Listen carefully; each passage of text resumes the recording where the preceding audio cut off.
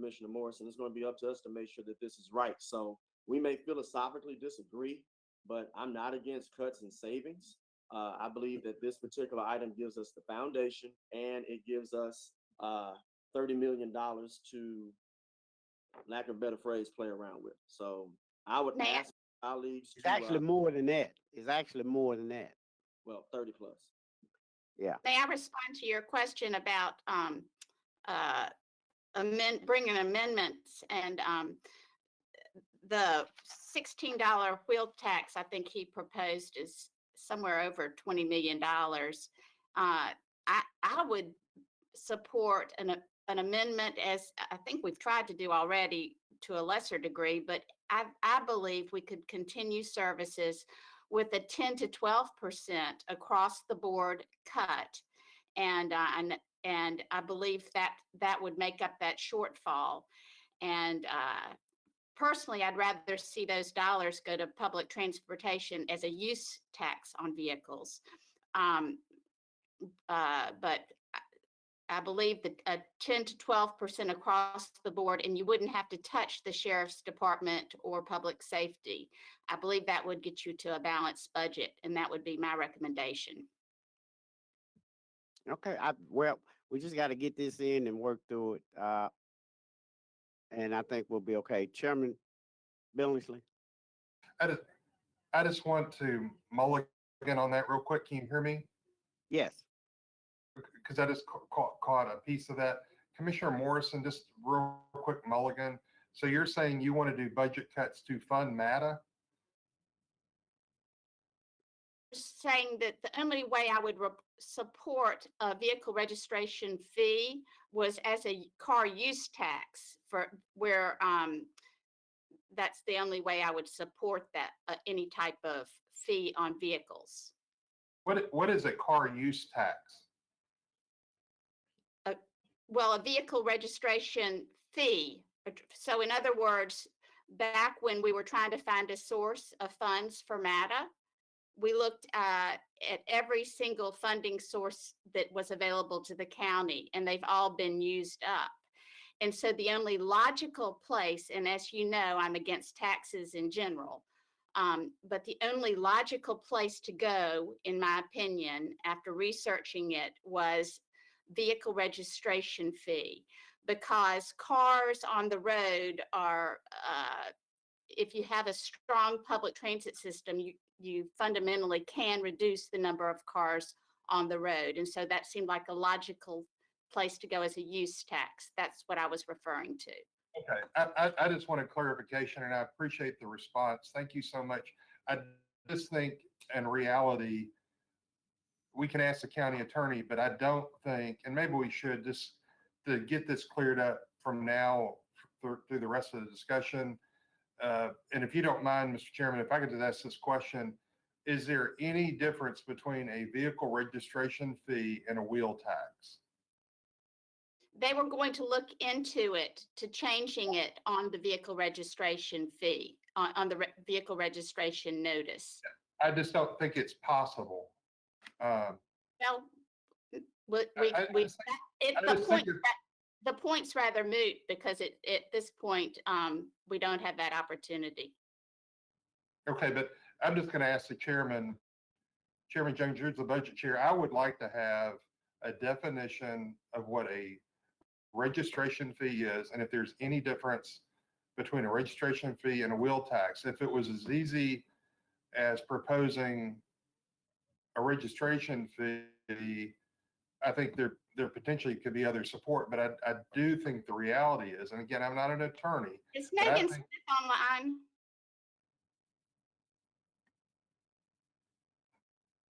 I do think, Chairman Jones, that there's, Right. So, personally, I believe there's a difference in a registration fee and a wheel tax, but I would defer to the county attorney. We need that answer. We've asked for that question before. I think you deserve the answer. So does Commissioner Morrison and all Right. of us, because otherwise it's semantics. and here's what I believe. And we'll get the attorneys to come on. I could guarantee you when the wheel tax was passed, that it was probably passed off of And Megan, no, we cannot hear you. Megan is trying to come up. And so the wheel tax monies that we are collecting now is on there. And I'm pretty sure it's coming from the same statutory point. We just calling it something else. And I think you're correct. right, we're just And calling it something else, but statutorily, it's still the wheel tax. But I just fundamentally don't approve of using a car vehicle registration fee as a funding bucket generally. okay, So. Megan, we still cannot hear you. Are you still trying to come on? She's gonna have to fix her sound. Miss Ingram is Okay. on the. Okay, so Miss Ingram,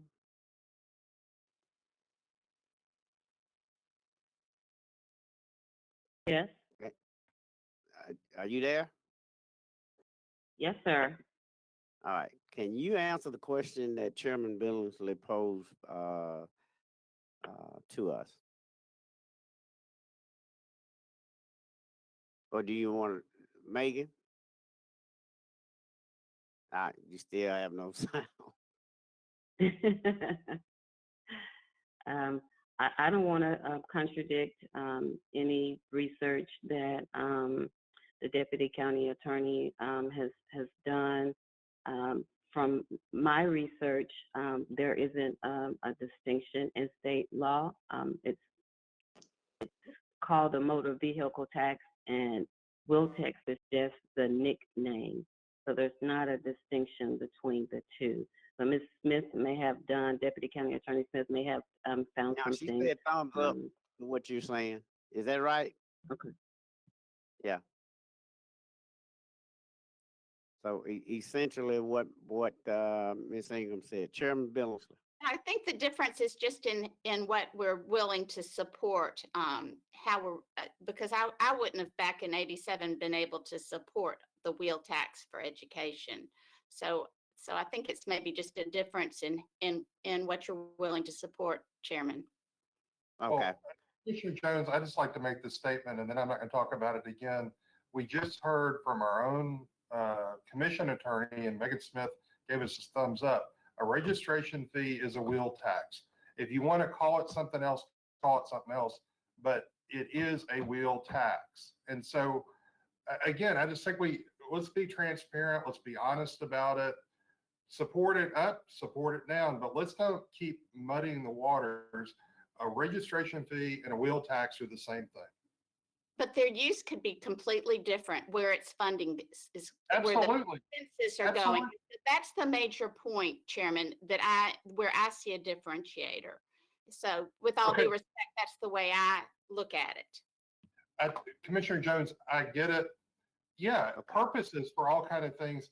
There's a million purposes for our property taxes. It pays for our public safety. It pays for our health care. Yes, but guess what? It's still a property tax.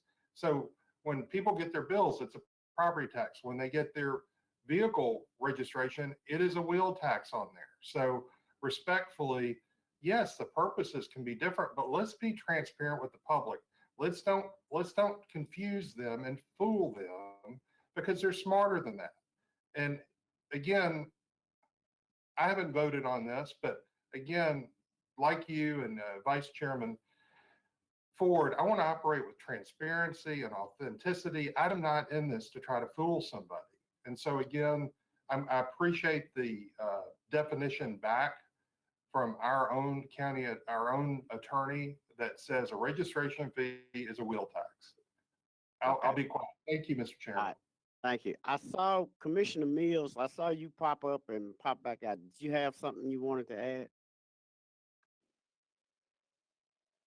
I was just going to say, we've had this discussion over and over. Fee and tax are the same. It is the wheel tax. What Chairman Billingsley said, let's not muddy this. Let's be transparent with what it is. That's it. That's it. Thank you. Commissioner Wright. Good afternoon, Mr. Chairman. Thank you. I just wanted to make a bit of a statement and then ask a question about your amendment here. Okay. So I guess I would just start by saying in general, I would support, under normal circumstances, I would definitely support what I see as, if I'm interpreting this right, it's something like it'd be kind of like a continuing resolution. However, I'm mindful that the city of Memphis is projecting an $80 million revenue shortfall. And I know we have some kind of a shortfall as well. I don't know what the exact, how that exactly is going to shake out, but it's going to be less than what we had in our current fiscal year. According to my notes, I've not been able to go through the mayor's entire proposal the way our vice chairman has, and I'm sure you have. But according to my notes from his presentation, it looked like he said, I may have this wrong, but I thought he said that he was making 13.5 million in cuts, but adding some to other areas like emergency, some of the emergency departments. And if I have this right, I think it ended up being $7 to $8 million less than fiscal year 20. I don't know if that's just the general fund or if that's the entire all funds. So all that brings me to my question, which is what would be the total, either in the overall budget or the general fund, minus those non-recurring expenses? That is something that we would not have until we got with the administration. So you have some numbers in the FY21 budget that are decreasing because they're not having to expend those funds. So, and then you have, you got to make an adjustment with the pay increase from the FY20 because we started in January. So they only got a half a year. So you have to make that amendment so that, because it will be a full year, and that amount was not added in. So there's some adjustments to when we get to that number, but I can guarantee you it's going to be less than 1.403 billion. We're going to be down in the 1.3 something, which means we didn't really increase as much because you got a lot to pull out of the FY20 budget that was one-time cost. Plus you got some amendments and adjustments from the FY21 budget that you no longer need funds for that can go back into the general fund. If you start at a lesser rate and grow from there, then you can see your deficits even better. Right. Can I just say one small thing, Commissioner Jones? So if you go to that proposed budget book and you look at the difference between the 2020 adopted and the 21 proposed, that's a good foundation for you to start at to see what the difference is, and it should be a little bit over $30 million. But I do want colleagues to also have, and we're going to talk about this with item 4, but let me go ahead and bring it up now. Are we, I'm sorry, Mr. Vice Chair. So you just made me, you prompted a question for me on that. So does this amendment then take us to the fiscal year 20 as amended? Is that what you're saying? If you look at the resolution that is in front of you, you will see where it says in the third line after the comma with budget as amended. So okay. Yes. Thank you. The only thing I was going to say, Commissioner Jones, and my colleagues need to look at this. If you go back and look at the mayor's proposed budget and you look at how the pennies have been moved, we have to really look at this. This is why I want us to really consider the foundation, because if you look at the proposed budget right now, there are 4 pennies that have been removed from education. That's $8 million. It was brought to our attention that the wheel tax as proposed in this mayor's budget would generate $10.5 million. This commissioner has been on record at least 4 times stating what's up with either the slush I mean, I'm just going to be candid. Either this is slush that this mayor is trying to have on the side, since you only need $8 million, because each penny's worth $2 million. I'm doing some quick math. 4 times 2 is 8. The wheel tax generates $10.5 million. Where's that $2.5 million going? Is it going back into a slush fund for the mayor? Or is this extra money that he's trying to make sure that the superintendent gets so that he can get his school in 2 years? Let's think about that. I'm done. Okay. All right, Commissioner Wright, were you done? I'm done. Thank you, Mr. Chair. Thank you, Mr. Vice Chair. Thank you. Commissioner May I- Morrison. I just had one other comment. It seems, from what I can tell in the budget, that the primary reason for the all funds increase of around $21 million is in the grants area, the grants. And so I just wanted to make that comment and then again advocate for cuts across the board. Thank you. All right, thank you. All right, thank you, Commissioner Morris. Seeing no other commissioners wishing to speak, can we go ahead and prepare the screen for voting?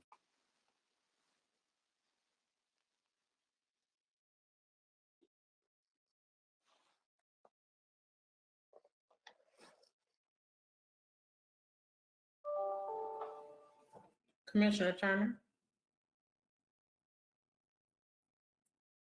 Aye. Morrison, Pass. Sawyer,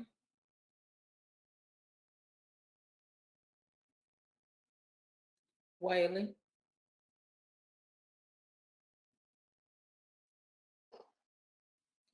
Wright, Respectfully, no. Milton, Aye. Brooks,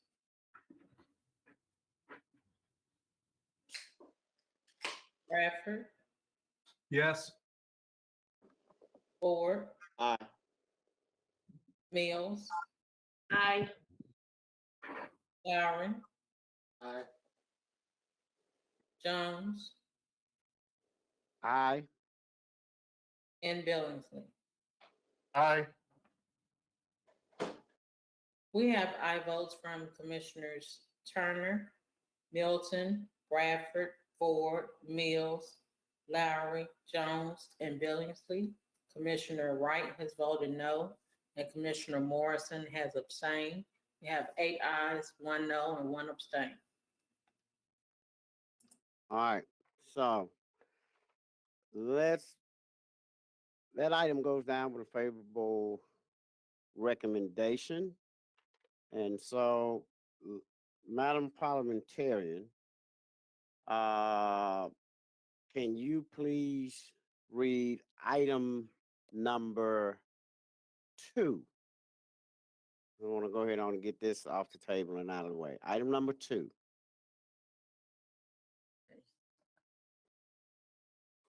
Item 2 is a resolution approving the Shelby County proposed capital improvement budget for fiscal year 2021 in the amount of $88,248,000 and the corresponding proposed 5-year capital improvement plan for fiscal years 2021 through 2025, and appropriating funds for approved capital projects for for Shelby County Schools in the amount of $25,466,024, sponsored by Commissioner Eddie S. Jones Jr.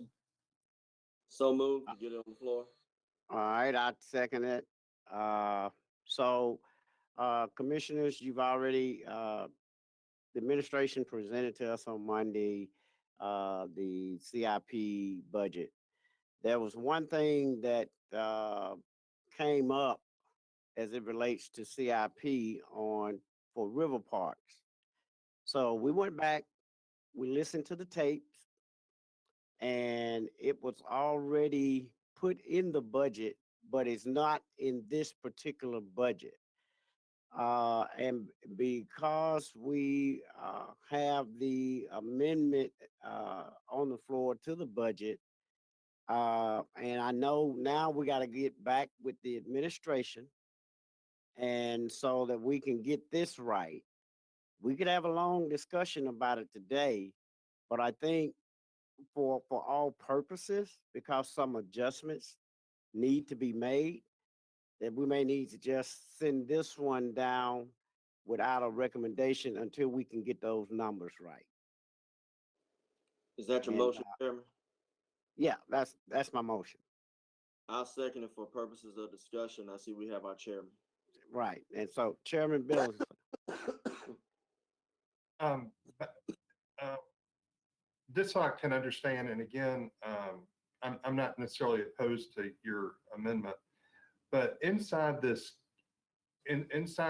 capital improvement budget, help me, Chairman and Vice Chairman. This would include the proposed new school in Fraser, is that correct? yeah, in 2023, yeah. Okay, so my question is to the mayor and to the administration. Did we get a request from Shelby County Schools for a new school in Fraser? Because since that budget discussion, I've spoken with members of the Shelby County School Board. And to my knowledge, there are school board members that don't know about a new school being built in Fraser. And my question is, why would the administration and the mayor propose funding for a new school if it has not been requested yet from the school board or the superintendent? And I say that respectfully. I just don't understand that, why we would offer that up if, again, there hasn't been a vote by the Shelby County School Board or a proposal. Again, I've been contacted by constituents in existing Shelby County schools that have dire needs in terms of capital. And again, I think lots of times we talk about staying in our lane, and I don't understand why that was presented that way. And again, I'm just getting a lot of feedback since the CIP presentation of the budget. So I put that in the form of a question to the administration and to the mayor. Building a new school is extremely expensive, even if it's over a period of years. But again, why would the county commission and the mayor fund something that was not requested?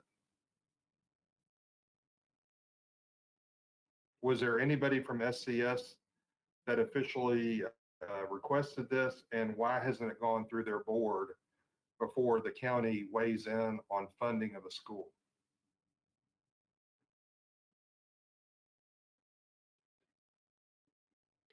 Hold on, let me look in here and see who's all.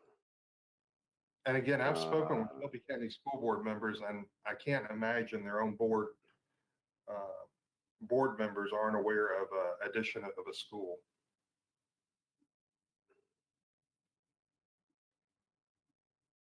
Can I have a quick mulligan while you look for the administration?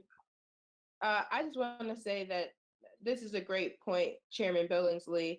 As one of the 3 Fraser commissioners, we've not been engaged on this. I know I haven't, so I don't know if Commissioners Lowry or Commissioner Brooks have been in conversations. I also have talked to the Fraser School Board members, and I would love for us to have new schools in Fraser and North Memphis. I don't know where this is coming from, or again, what the plan is. So I have I have a similar question. I'm not opposed to a new school in Fraser. I'm just wondering. It just seemed to have kind of like popped up. Thanks. Okay, I see our CAO has Mr. Gillum. Yes, sir. Dewan Gillum, CAO for Shelby County. In response to Chairman Billingsley's question, I was waiting to see if the mayor was going to get on, but since he is not available, the only thing that I can offer with regards to that is that this administration has in fact been in communication with officials with Shelby County schools regarding a possible school in the Fraser community. And when I say possible, that is in fact what we're discussing at this particular point. But whether that school is built in a few years, I don't think it has any bearing whatsoever on the fiscal 21 CIP budget that we're requesting the commission to approve today. Okay, but there are, we talked about the River Park, and from the minutes and online, that was approved by this commission, but it's not in the CIP. And that's pretty much one of the reasons why I want to send it down without a recommendation so that we can put our heads together and figure out what needs to happen with this budget and the CIP budget. Right. Just keeping in mind that the CIP budget for fiscal 21 does not have any funding for this possible school in the Fraser community. There is an allocation for schools in that budget, but there's no reference in fiscal 21 to a school in Fraser. I got that part. That's in Okay. 2023. Right. But the River Park was supposed to be on here in 2021. It is not, because think- what we passed, this is why I want to send it down without a recommendation so that I can get with the administration to see how we will fix that. Because we passed it last year and it should have been in the CIP this year. I think based on what we have reviewed, it was a question as to what was the intent of the commission last year, as the language that we pulled said that the commission intends to fund the River Park and for 3 years, an allocation of $3.3 million each year. That information did not make it into the budget book because we wasn't sure as to what was the intent of the commission when you guys voted on that particular item. All right, so let me help you to understand what our intent was. The full amount that was in that amendment said $10 million. 10 million. Now, that's our intent. Now, Okay. for FY 20, it was 3333333. For FY 21, it was 3333333. For FY 22, it was 3333333 to get us to 10 million. So the overall amount in that resolution and the intent of the commission was to divide that 10 million up over 3 years. That was the intent. Yes, sir. In order to allocate that 3.3 for fiscal year 21, we're probably either gonna have to do one or two things, either increase the amount of the CIP budget for fiscal 21 or to reduce or cut some other projects in order to accommodate that $3.3 million in fiscal year 21. And this is in fact a lean and balanced CIP budget as well that the administration has for. And I fully understand that. This is why I say I want to send it down without a recommendation so that we can talk and Okay. figure out how we do this without going over the minimum $75 million that our financial advisors told us that we need to stay with. Yes, sir. And as you recall, Monday, we had asked whether or not Memphis River Parks can come in and make a presentation in terms of how fundraising is going and what activities are on the table in terms of getting the park renovated. You know, just for consideration, you know, as you guys make a decision whether or not you want to fund it again in fiscal 21. We already made a decision in FY 20. So I don't want to keep circling this. We already made a decision. The question becomes, how do we make right what we have already passed and what the administration has ignored what we passed? That's it in a nutshell. We passed it. with instructions, and you guys disregarded it. We just got to figure that out. That's why I want to sit it down, so I can sit down with you guys. Let's work this out. Yes, sir. Okay. Chairman, go ahead. Chairman, I'll be very brief, but again, and I am not trying to beat up on the mayor or the administration, but Dewan, I think words matter, and I say that a lot. I think you've heard me say that more and more. The mayor's budget presentation was 11 minutes long. I thought it was very well delivered, but when you have an 11-minute budget presentation, every one of those words matter. And again, I thought it was very well done. Based on the words that were shared with us, I believe we were going to make an investment of a new school. And that's why I've had school board members call and ask me what I know about the Fraser School. I've had people in Fraser ask me, I can imagine that Commissioner Sawyer's been asked, let me just read 3 lines. And again, if this is not the direction, then I think the words need to change before we lead people to believe things. So I'm going to read the transcript from the April budget presentation. And it's 3 lines. It's only 3 lines. On top of our investment in construction dollars, we have also updated our 5-year plan to set aside an additional $50 million for SCS and an additional $15 million for the municipal school districts, a total of $65 million in new and additional investment. We have set aside this money as an incentive for education leaders to commit to rapidly build new facilities and give more kids a first-rate learning environment. Communities like Fraser are desperately in need of new investment in schools. If we plan to fund school construction, this $65 million is intended to represent our down payment. If I read this to anybody in Fraser or anybody across Shelby County, it sounds like we're building a new school. So again, if we're not building a new school, let's just clear it up, because again, as a commissioner, I'm confused. And if I'm confused, the community is going to be confused. And quite frankly, we're misrepresenting or mispromising to the people in Fraser that they're getting a new school. But I can tell you, I'm just saying sincerely, my phone has been lit up because there are other capital needs of SCS. And again, I was told by school board members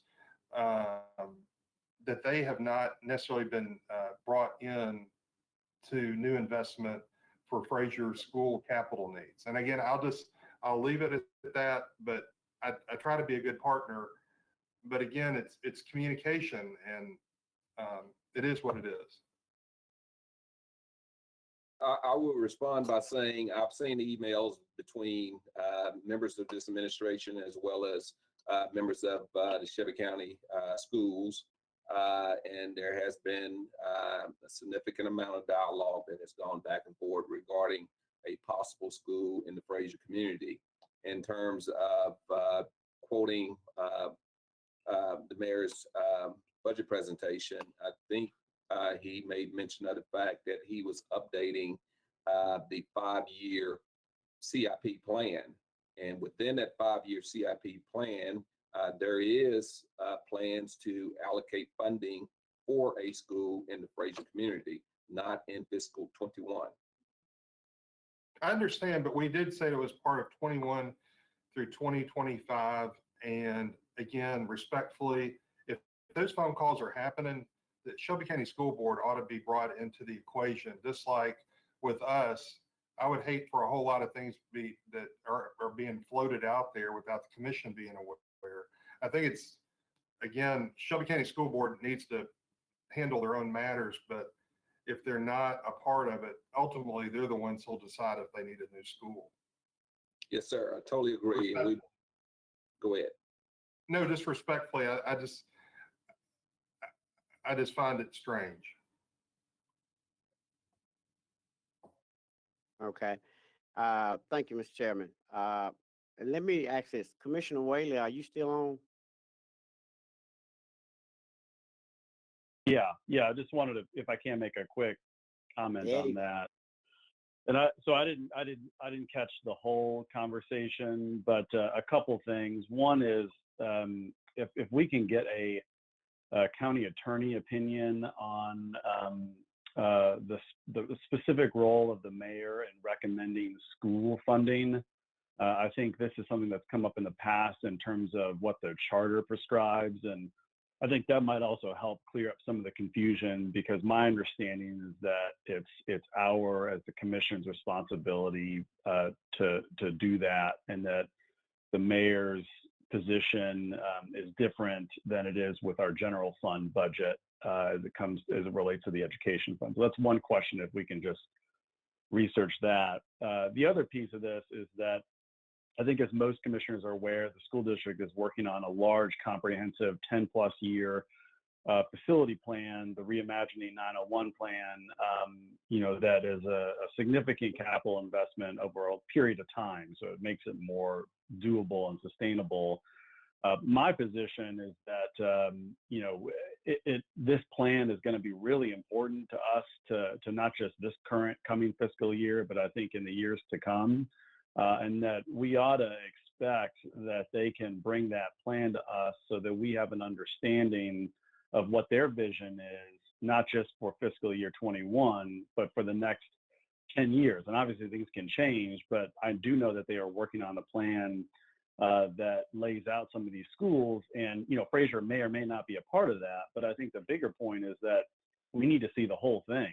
And we can't just throw out one school and because that sounds good. We've got to make sure that we know the whole thing before I think we commit any new resources. And I think that's very reasonable to ask, because the longer that we delay in getting a plan, the more funds we're going to have to put into aging infrastructure that is under enrolled, and we just can't keep doing that. And I think most people are on the same page, but I think it would be helpful if we continue to push and ask for that plan. I know it's in the works and it's got to be presented to the school board first, but I think the more of us that ask for that, the better. And my hope is that we'll see this, some iteration of it within the next month or so.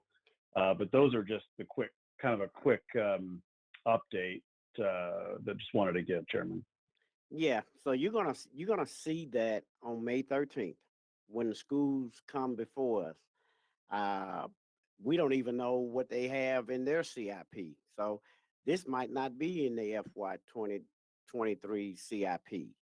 But I would assume that if we passed it, yeah, they'll probably throw it in there. But I don't know if that was part of their original plan. So, and that's for this purpose is the reason why I wanted to sit it down without a recommendation, so that by the time the schools come, we have an opportunity to review those documents, making sure that we're taking care of our county projects as well as schools appropriations that comes out of our CIP for them, and so that they're matching up scalably so that we're not overspending in CIP dollars.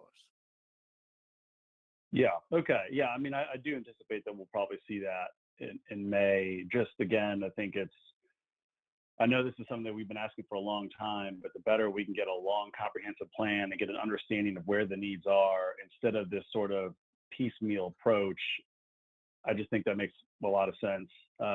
If we could just before, just last thing, just wanted to see if there was someone that could answer that first question from the county attorney's office around school funding recommendations and the mayor's responsibility in that.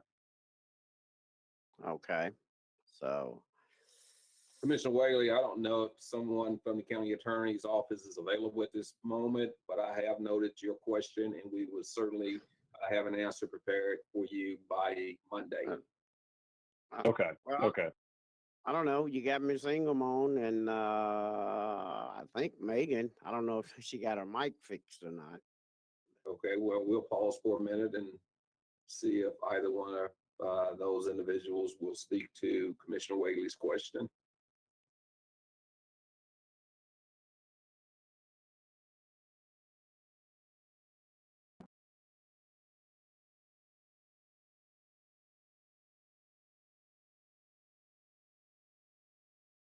Okay, I think, well, I'm not seeing any of them, popping in, and so in the essence of time, so that we can continue to move with the, budget, let's just, Commissioner Whalen, I'll make sure that we get that response, from the county attorneys to, get back to you.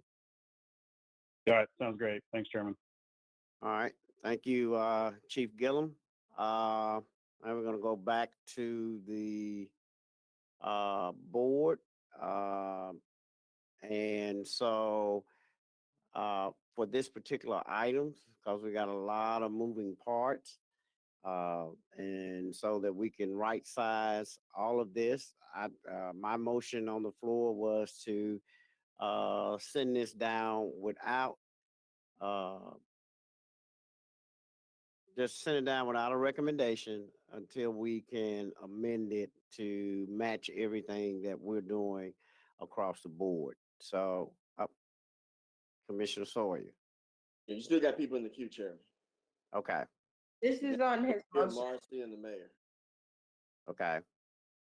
I would just like to ask that maybe you amend your motion to defer it to the corresponding May committee meeting. Does it have to be passed before then? Because I think we should hear from SES before it even goes downstairs. Well, the motion can be to move it back to that particular meeting so that it's all being heard on the same day. Can we do that? So you withdraw the motion to send down without recommendation, and you withdraw that motion? Yeah, I withdraw that motion and go with Commissioner Sawyer's motion, and I'll second it to send this, deferring this to May 13th committee meeting. Do we have a second? Or are you the second to Commissioner Sawyer? Yes, I'm the second. Okay. Any objection? Yeah. Okay. I Commissioner, see. Commissioner, before, I'm not saying I have an objection, but is there any way you'd recognize the mayor and other people in the Yeah, queue? I'm going through it right now. Okay, thank you. Thank you. Okay, so let me get this. The Commissioner Whaley. All right, Commissioner Turner.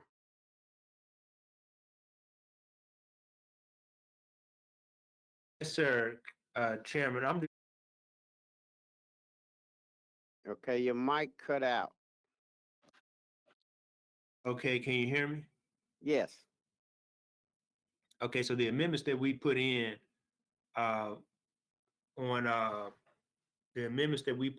on Monday, we're going to address those later. The amendments. that Yes, y'all that's asked coming for up. Monday. That's coming up. Oh, okay. That's All right. That's that's all I coming up. wanted to know. All right. Okay. Thanks. All right. All right. I've heard from Commissioner Sawyer.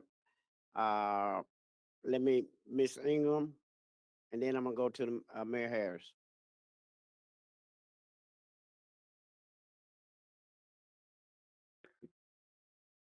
Yes, Mr. Chairman, if you want to defer to the mayor first, and then I can speak after him, he may want to address Okay. the All right. question. Okay, Mayor Harris. Thanks, Commissioner. I was at the Joint Task Force briefing this afternoon, so excuse me. I just wanted to make sure you knew that I was present and available if there are any questions. I did hear a little bit of the conversation in the car from the briefing.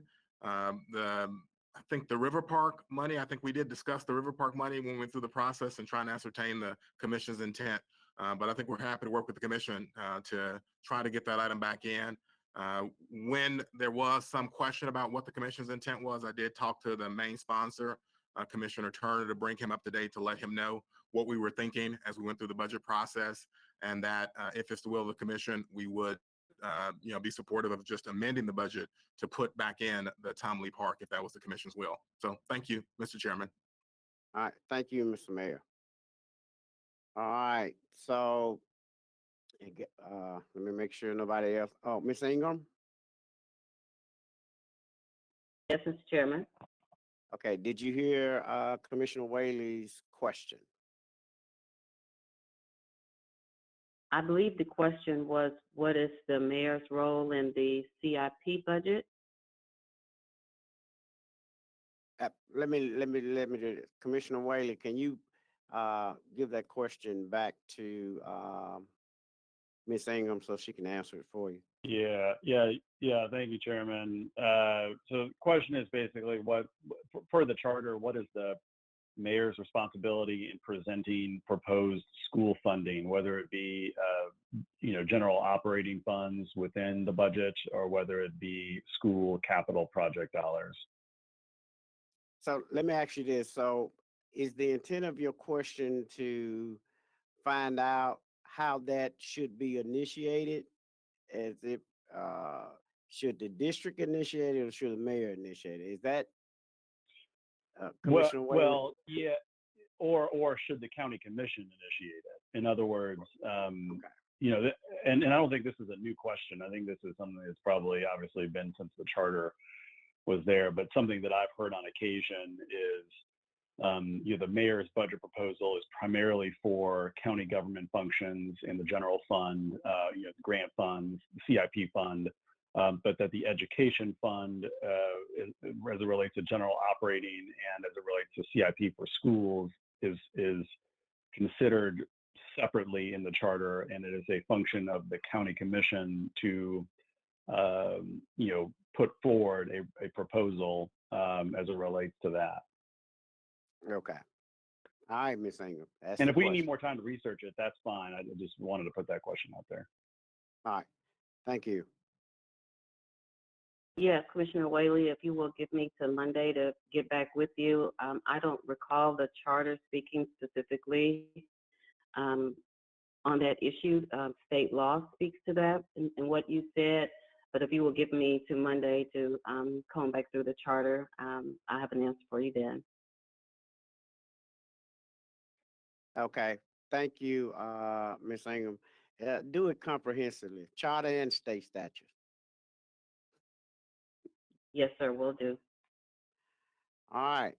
So we're back to the floor. I don't see any other, there's no other commissioners in there. So the motion on the floor is to send item number 2 to committee meeting on May 13th.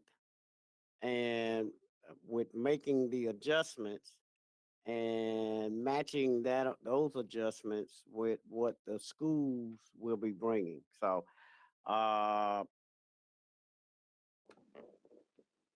can we send this down without a recommendation to May 13th? Any objection to that? Defer, sir. Defer. Okay, defer to committee meeting May 13th. I just got one question, Chairman. Okay. So as far as any other amendments, all those amendments will have to be done on that day, even if we're able to have resolve on a couple of other items. We're going to be working through that. So by the time we get to that day, we should have a perfect matching number.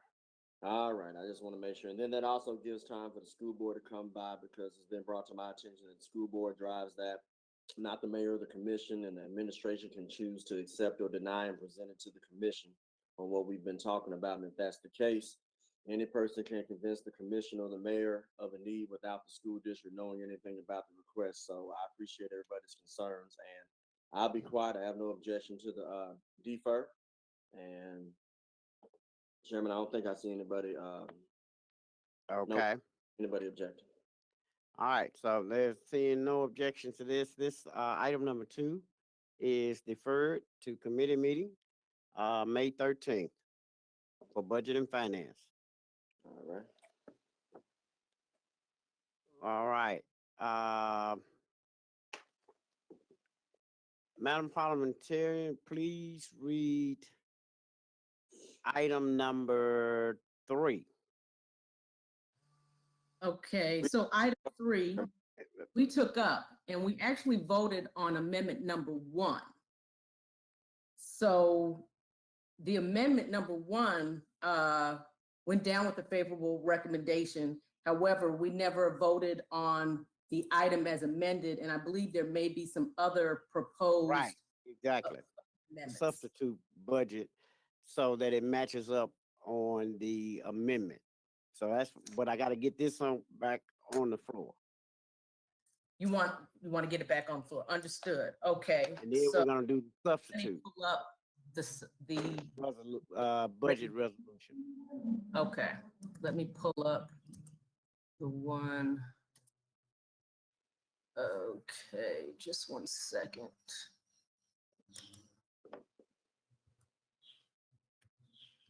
Vice Chair, you look like you think you got something you, yet you wanna add?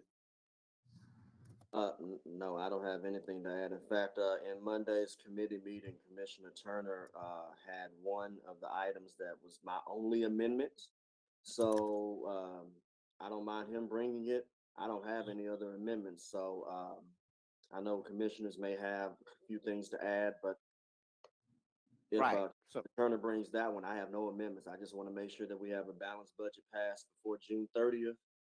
And this commissioner would like to see no property tax increase, no wheel tax increase, public safety taken care of, and something that represents all Shelby counties. That's all I have. okay, thank you. Okay, Madam Parliamentarian. Yes, sir. Okay, item 3, as amended, caption reads, budget amendment approving and appropriated Shelby County government's operating budget for fiscal year FY 2021 by adopting the FY 2020 operating budget as amended by the Budget and Finance Committee, and to reduce FY 20 budget with non-reoccurring line items, cost as adjusted, sponsored by Commissioner Eddie S. Jones Jr. and Commissioner Edmund Ford Jr. Okay, so Karan, can we put that, resolution up on the screen?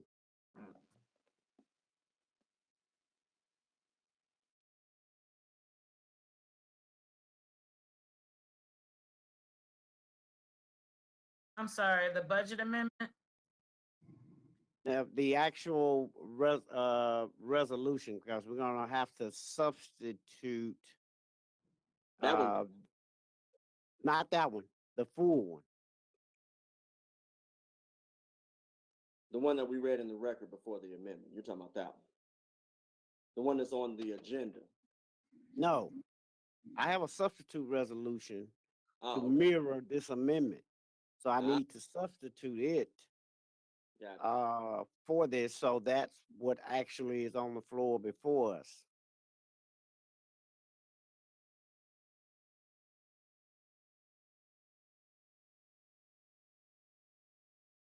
Mr. Chairman, Yes,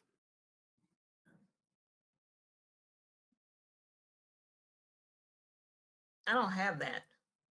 you didn't get that from Miss Ingram?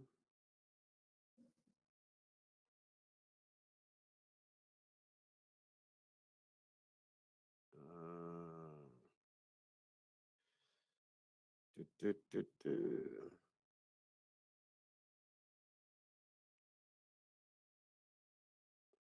Let me see if I can't pull it up and email it to you.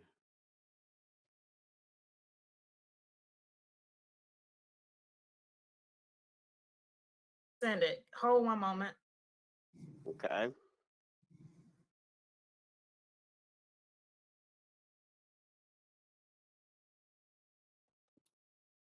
We have it now. Okay.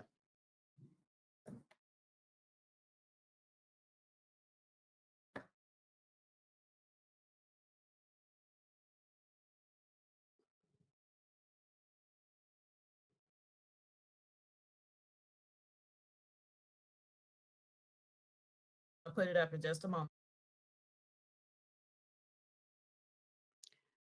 All right, that should also have Commissioner Ford as a sponsor as well.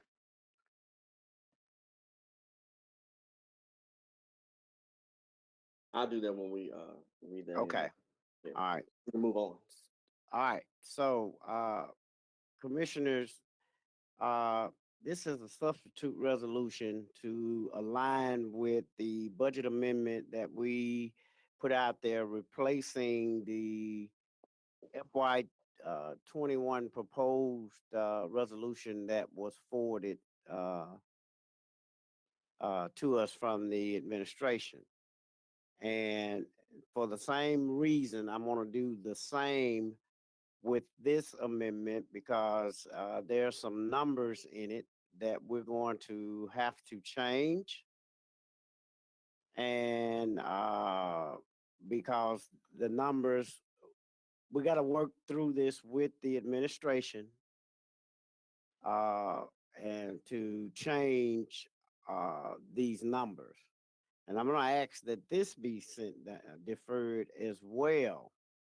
And that gives us the, well, first of all, So are y'all moved. ready to read this to get on? So it's already on the floor.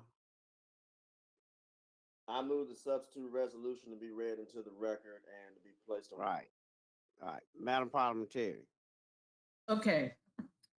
The substitute resolution for item number 3, caption reads, resolution approving and appropriating Shelby County government's operating budget for fiscal year FY 2021 by adopting the FY 2020 operating budget as amended by the Budget and Finance Committee, sponsored by Commissioner Eddie S. Jones, Jr. And so, and I second it. All right. All right. So, and is there any objection to this? Chairman, to make sure that my name is on, I'd like to be added as a sponsor. Right. So, all right. Seeing no objection. All right. Now it's on the floor for discussion. So, Commissioner Ford wants to be added as a co-sponsor. I will second that. Is there any objection to that? All right. Seeing none, Commissioner Ford is added as a sponsor.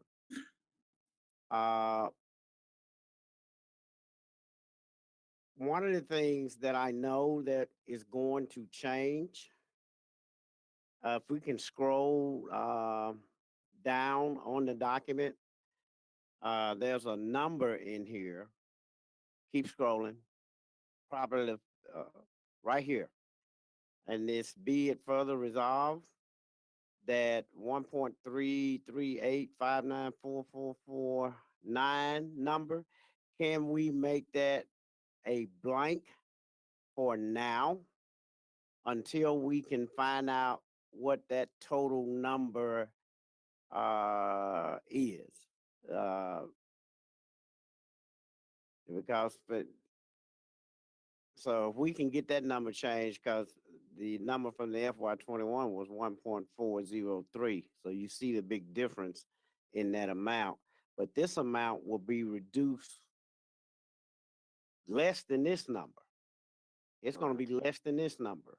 So can we, I'd like to put a motion on the floor and that be it further resolved that blank is hereby appropriated until we can sit down with the administration and work out all of the other kinks and the amendments of requests and all of that so that we can fill that number back in and that it will be accurate on what we're doing and very transparent.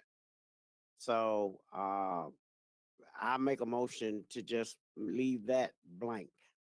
I'll second it, but I do have a question just to make sure that we're good for the purpose. Okay, it's been moved in second. All right. All right, very quickly, Chairman, I'm not against blanks, but I know that there might be some commissioners that would be hesitant of a blank, and some of those commissioners might be the same ones that supported the amendment. I appreciate you saying that the dollar amount that will go into the blank should be significantly less than what's in front of us. So hopefully that would put some of those commissioners who voted for the amendment at ease, because I know some don't like blanks. I'm not a big fan of blank because a blank can be anything, but you said that this number should be significantly less than the one that we see on here. So in order to keep the ball rolling, I do support the blank.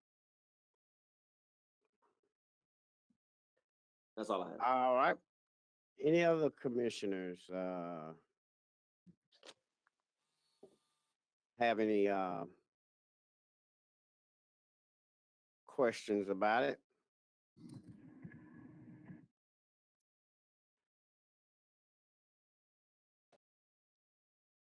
So, all right. Chair, this is disposed. Commissioner Billingsley would like to submit his two amendments, if that's okay. He's in. Right. So this is what I want to do. So on these amendments and all, I think to work through this and be fair, all parties, the mayor's administration, they need to be at the table too, because as we are making these adjustments, we will support it that way, and then we can take it to the floor and vote and decide. But at least we'll have a number to work from that is substantially less than what's been proposed.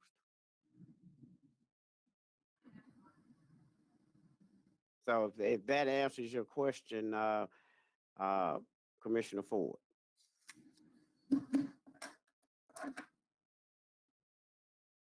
Yes, sir. All right. So that is what is before us. Chairman Billingsley, I've got what you said. I see you have a 1:30 meeting. I don't want to hold you up for that. We do have your amendments. The best way to work through it is myself, the vice chair, CFO, the CAO. These are things that were done previously with other CFOs and the budget chair and the CAO in previous budget years that did not happen in this case. And now we're going to take it back to that point to where we can come to a happy medium of agreement. So when they are there, then that's what it is. And to consider all requests from other electeds and consider those requests and other budget amendments. But the one thing that I wanted to ensure that we did was marginalize the increase in the budget prior to amendments and all of that. So we're actually going to take it lower than this and then build it back up. But I want to do it with a consensus. So that is my hope in doing this. And I'm gonna get off my soapbox. I'm gonna let Chairman come on in because he has another 1:30 meeting. Chairman Billingsley. Thank you, Mr. Chairman. I'll be very brief, Commissioners. I have two very small budget amendments. Let me address the first one. I move to amend the FY 2021 general fund budget for the Shelby County Veterans Court in the amount of $38,075 for one secretarial clerical specialist position, including fringe benefits, and an increase for personnel costs of $8,914 to further support the Veterans Court. I don't think I need to go over every detail of this. It's a very small amount, but we are getting treatment plans in place for veterans involved in the criminal justice system. This also lowers recidivism. I've been personally in this court and witnessed the work and talked to graduates. Judge Bill Anderson has asked for support for this. And so I move this one budget amendment, and then I have one more. Second. Forward. All right. So it's been moved in second. And I'm going to leave that one on the table, and then we will come back to that. But let me ask Madam Parliamentarian something, because do we need to go ahead and dispose of moving this resolution back so I can get more amendments on? Because I want to defer this to May 13th. That's what I had moved, and it was second. And now we've been discussing it. Chairman has brought an amendment, and but I know there's gonna be others, so I need to, I just need to ask the question. So is there any objection to moving the substitute resolution, deferring to May 13th committee meeting for budget? You asking me? Yeah, but I kind of pretty much that I'm just trying to dispose of it. So Chairman Billingsley has something on, and Let me he just- has another one that I can't get to because there's already two things on the floor right now. Okay, So I so want to dispose of this. If we can just move that, defer this substitute resolution to May 13th. And it's already been moved in second. If we can do that without objection. okay, so we had the substitute that was moved by Commissioner Ford and seconded by you. And then we added Commissioner Ford as a sponsor without objection. So has the substituted, have we taken up the substitute? Has that been accepted without objection? Yes.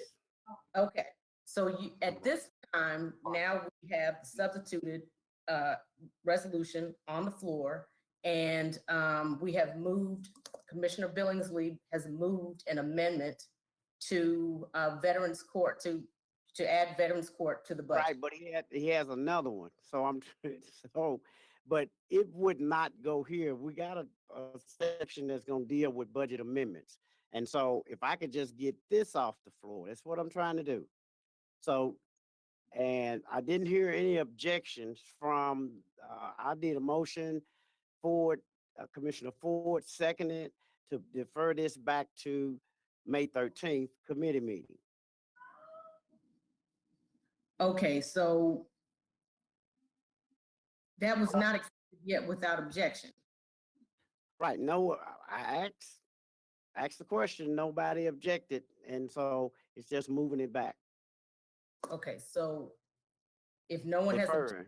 then you need to state so moved, but if Commissioner Billingsley, you have to deal with that first. So if there's an objection to that, then you have to take up the next, but if no one is objecting, then you need to move that into the record. Other office. Right, I will move that into the record, that for Chairman Billingsley. So that's what you're saying? Okay, so let me just get clear. Have we accepted the initial Veterans Court budget amendment? It's been moved and second. If we hadn't did anything on it, I wanted to be able to, which one do I have to dispose of first? I guess So that's the question. Two items. Can we, to help you out, Chairman, the item that was up previously with the blank, there was no objection to that, so we can dispose of that going to May 13th meeting. So that's off. Right. Now we got Commissioner Billingsley's amendment, so to keep us from having three things on the floor, we've disposed of the amendment with the blank. Well, the resolution that had the blank is the amendment. That's gone now. So now we can entertain Commissioner Billingsley's two amendments. Does that Right. help? Okay. Okay, And that's why I thought we were. So I just wanted to make sure, because I was like, it's too much stuff piling up here. Right, So- we should be on the one item now, and it was moved by Commissioner Billingsley, and I seconded it. And I don't see anybody that wants to talk about this item, and if we can go ahead and go to a vote on that, Chairman, whatever your pleasure is. And no vote is required if there's no objection to the Veterans Court amendment. No vote is required. So can we do this without objection? Good.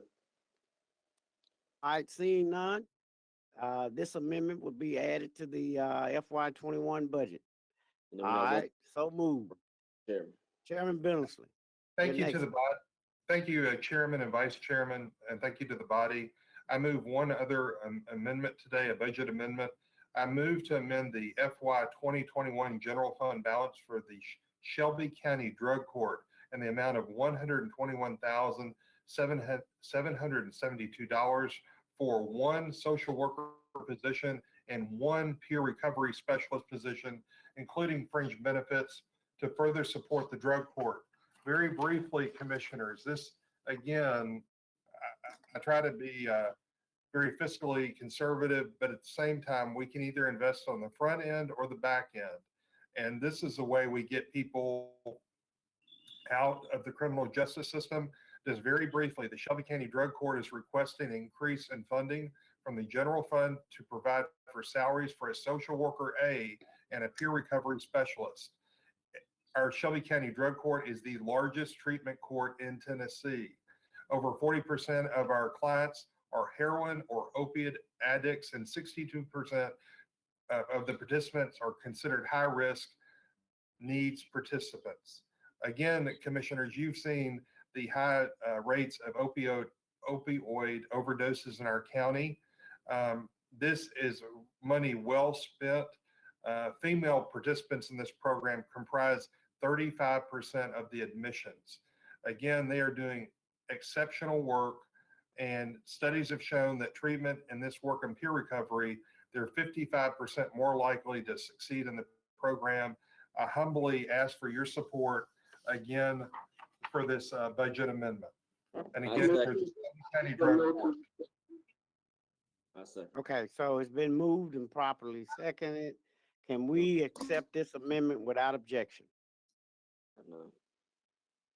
All right, seeing no objection, so moved, this item shall be added as an amended item to the FY 21 budget.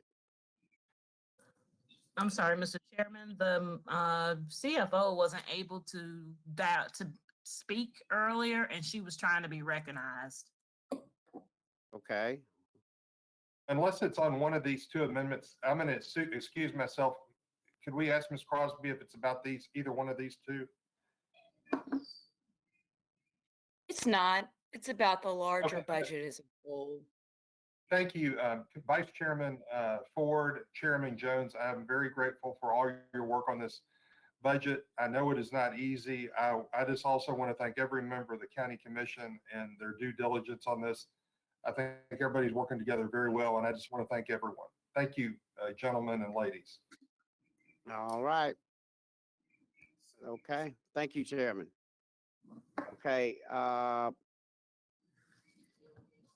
Miss CFO Crosby, and I'm gonna go ahead on and let you speak. Vice Chair, take over just for a second. Got somebody at my door. I gotta step away, and I will be right back. Miss CFO Crosby, you have the floor. All right. Do we see her or do we just hear? Oh, there she is. All right. Good afternoon, CFO Crosby. We've done a lot. So I tell you what, I'm not going to limit your time too much because I know you have a lot that you probably want to say and whatnot. So go right ahead. Sure.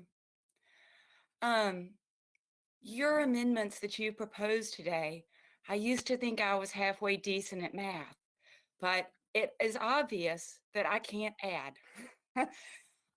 Your main amendments today, what they have done is they have taken 20 million of grant funding out of this budget.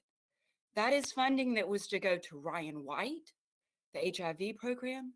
That is funding that was to go to resiliency efforts that must actually be encumbered in the coming year, or else we will lose those federal dollars. There is only 1.5 million of one-times that were in the 2020 budget that could be reduced. I wish that that had been all that was necessary to balance this budget, but it is not. You either need a revenue increase or you need additional reductions. Unfortunately, there is no other way. So these resolutions that you have passed today, I cannot make them add. If you would please take an envelope and write on it what your targets are, we'll see if we can get there.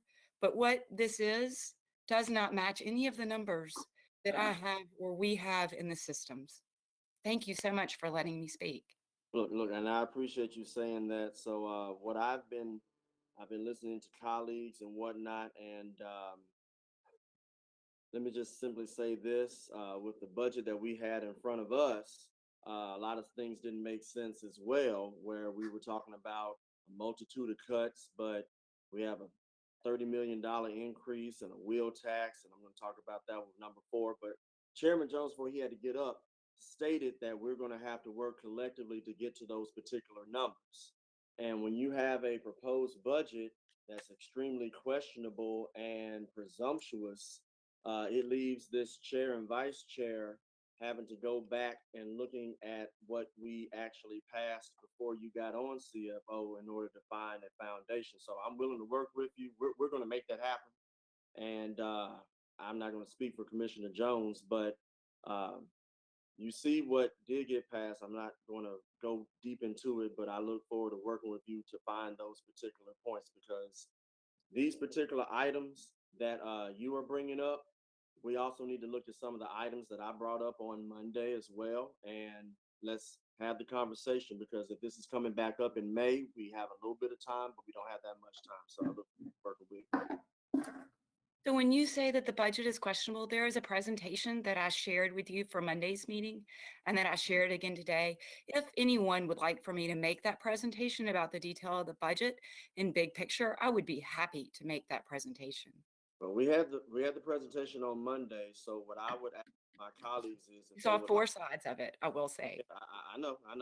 And when we had the presentation, we didn't really go through the slides until we got deep into my questions. Then we came back to the presentation. So I would ask my colleagues and others, and I plan on working with you, if you need some more understanding on some of these items that Chief Crosby is referring to, but at the same time, you want to ask Commissioner Jones and I about where we're coming up with some of our numbers, feel free. So to keep the process going,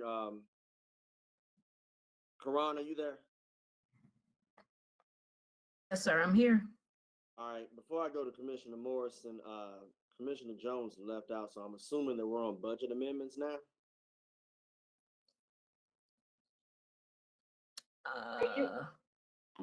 Yes, sir, we are finishing budget amendments.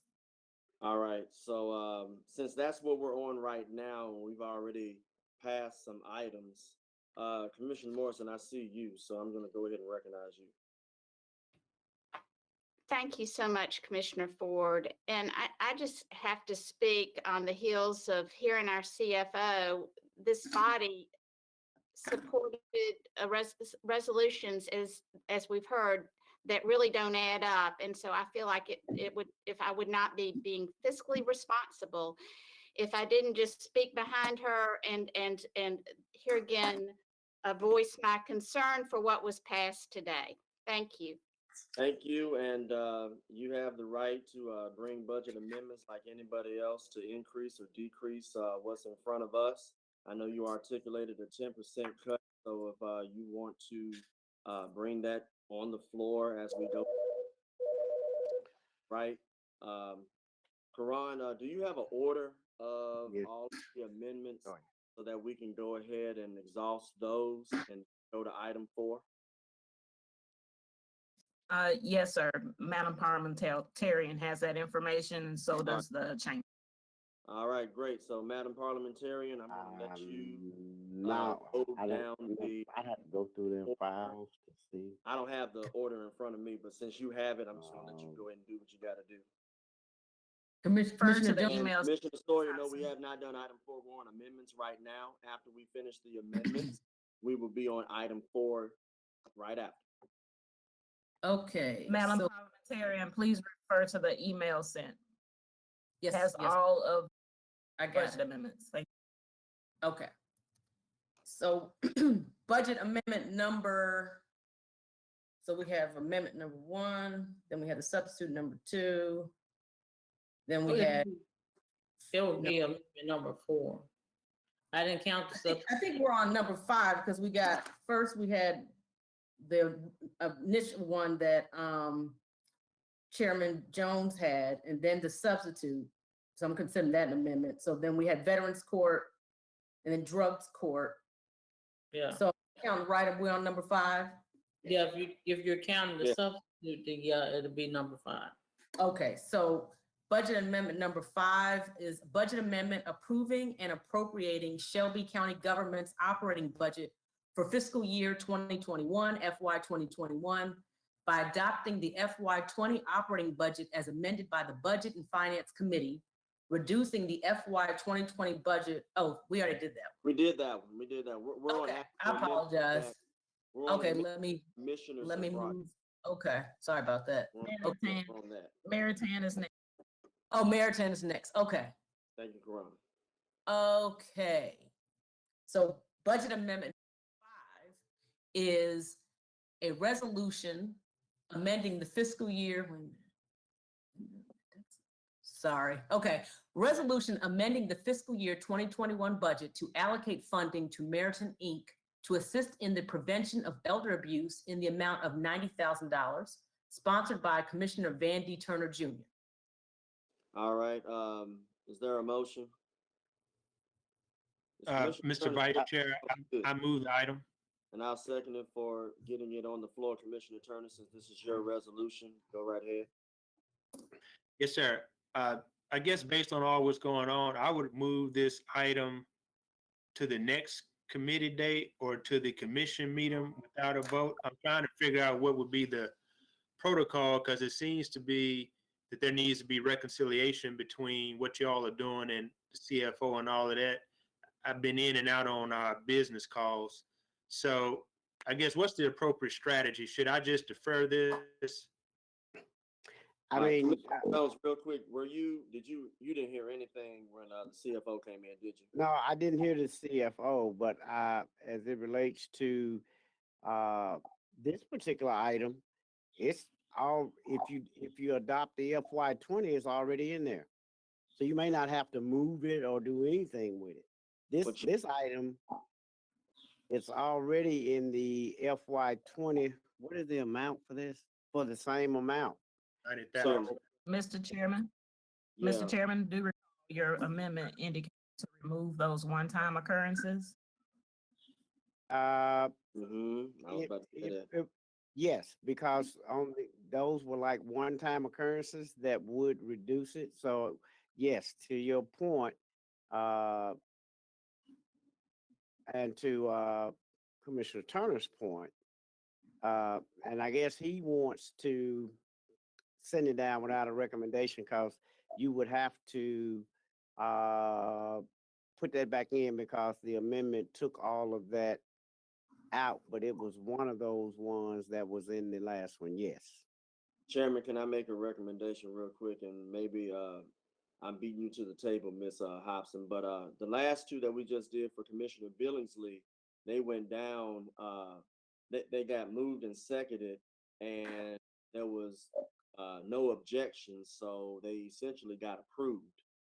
When CFO Crosby came on and stated for like 2 minutes that the resolution that we have is creating some type of disruption that she says she can't calculate, we may disagree with her, because we're looking at numbers that have already come from another from the budget that passed. So I would ask you, Chairman, would you want to continue the same way that Commissioner Billingsley's amendments were done, where we move in second, if there's an objection, we just have a vote, but if there's no objection, then we move on? I wish that CFO Crosby was on earlier, but we weren't able to get her on. But I don't want this vote to be rocked too much. I told her that we would be in communication with her, because she's stating that it's disrupting grants, et cetera, et cetera. But at the same time, when I pushed back and said that the proposed budget by Mayor Harris, which is questionable by charter, has some issues, that's when the conversation stopped. So she pushed back, I pushed back harder, and I support what resolution we have in play. I'm not going to let a 2-minute conversation and whatnot disrupt what this commission and what we have done since 2 a.m. trying to get stuff done, be disrupted. I'm just going to be real. This administration needs to get up off their butts and do some work. They need to get some work done. and not dismiss the work that you and I have done for the last 2 weeks. So if the CFO wants to talk to us and get some stuff done, let's get it done. Let's not just get on the screen for 2 minutes and start crying. Let's get the work done. Enough of this nonsense. And I would ask my commissioners, before anybody wants to judge, I'm ready for you to bring stuff to the table as well. I've heard one commissioner say we need cuts. Bring it to the table. Make it a motion right now. Let's vote up or down. Enough of this talk. Let's get some action done. Thank you. Well, you know what? I could not have said it any better. I've offered that up as a part of this communication. So commissioners, let me just break something down to you. In previous budget years, prior to budgets coming before this body, your budget chair, the CAO, and the CFO have had multiple meetings prior to this particular budget. We didn't get that. We just got the budget. And we sat down together, worked out those differences before we brought it to the commission. All I'm doing right now is taking it back to that level so that the administration, the budget chair, vice chair, CFO can sit down and come to a common agreement. And those that we can't agree upon, we put it back on the table before the full body. That way, that is a much more transparent way to do the budget as opposed to one person sending it in and it's all about what they put in there. Now, I've been a budget chair for 3 years. The last 2 years, I've got that courtesy. I didn't get it this time. This is why it's very difficult when I go through that budget book. I see all of these big numbers, all of this money being moved around. Had we had this conversation up front, we wouldn't be talking about it now. We'll almost be all on the same page. But because we're not, that's what I'm trying to move this back to. Okay, see, Mr. Gillum. Yes, sir. Commissioner Jones, all due respect, I believe that our CFO has been hard at it during these challenging times for the last 3 or 4 months, working with the administration, including the mayor, to present a balanced budget. I am still shaking my head and I'm speechless after hearing this analogy between your friend Larry's financial problems and Shelby County woes. That's not to even mention the fact that you would suggest that we were able to balance the fiscal 21 budget by simply adopting the same budget that was adopted in fiscal year 2020. We stand by Mayor Harris's budget proposal for fiscal year 20, which is lean and is balanced, which includes across the board cuts, a small increase in the vehicle registration fee, as well as a small use of fund balance. I find it hard to believe that we can simply adopt the same budget from last year when we know that revenues have changed and the expenditures have changed. I've sat through and participated in a number of budget processes, and I've just never seen soup being made this way. So at the end of the day, hopefully we can continue to work with the commission, but we haven't even voted the mayor's budget up or down at this particular point, and to come unglued on the CFO as hard as she has worked in recent months to suggest that, you know, you guys have spent a couple of hours in the evenings working through the budget and just dismiss everything that she has worked on. I find it pretty offensive, to say the least. Oh, okay. That That's your statement? Yes, sir, it is. And let me tell you what I feel offensed about. That you guys never met with the budget and finance chairs prior to submission. You did it last year. Why not this year? And that's the way that it's always been. so that where we didn't have a happy medium, we could find that before it came to the full body of the commission. So if we're gonna be feeling offensive about something, and because we're taking it back to that point, okay, I'll accept the offensiveness. Well, I don't, Chairman. I still disagree that we can make soup this way, but we'll give it a try. I guarantee you that we can work it out. Chairman. 'Cause I'm gonna hit you with everything in that budget that you propose, all those big numbers and money floating around and I guarantee you we're gonna balance it. I mean, here again, Commissioner Jones, I mean, we're basically dismissing the numbers that CFO has presented. Okay, Chairman, I'm we not got a dismissing motion it. on the floor. Right. Okay. And so, And we need to but get back to here's that. what I'm gonna say. If you put it out in the media that we had a $40 million shortfall, why would you increase the budget by 30 million? How much sense does that make? That's just basic I would like math to for see me. will speak to that, but I think we take that statement out of context. You know, I'm not Point of gonna. order, Chairman. We got a motion on the floor. And we can go back and Okay. forth with CAO because he feels offensive, which I could Yeah, care. let's go back to the motion then. Which I could care less about. A CAO who has $1 million in overtime that hasn't been spent in 4 years, but he wants to keep on to that money. Well, we got people that might get laid off. He can shut his mouth. We got a motion on the floor. I don't hear nothing from the CAO who's padding money in his budget, and he wants to talk to us about what we need to do. He can shut it. We have a motion on the floor. We have Commissioner Turner's motion, and I second the motion. And if there's an objection on it, let's go ahead and vote it up or down. Otherwise, let's move on. And if the administration is offensive, don't bring garbage budgets to this commission, and you might not be offended. And he knows better. He worked on both sides of the street. He don't want his business out there. I'm done, Chairman, so I can be within order. All right. You want us to boycott our budget? We can boycott that guy that cut his hair. Let's maintain some civility here. I think we can get to where we need to get to. And what's the motion on the floor, Madam Parliamentarian?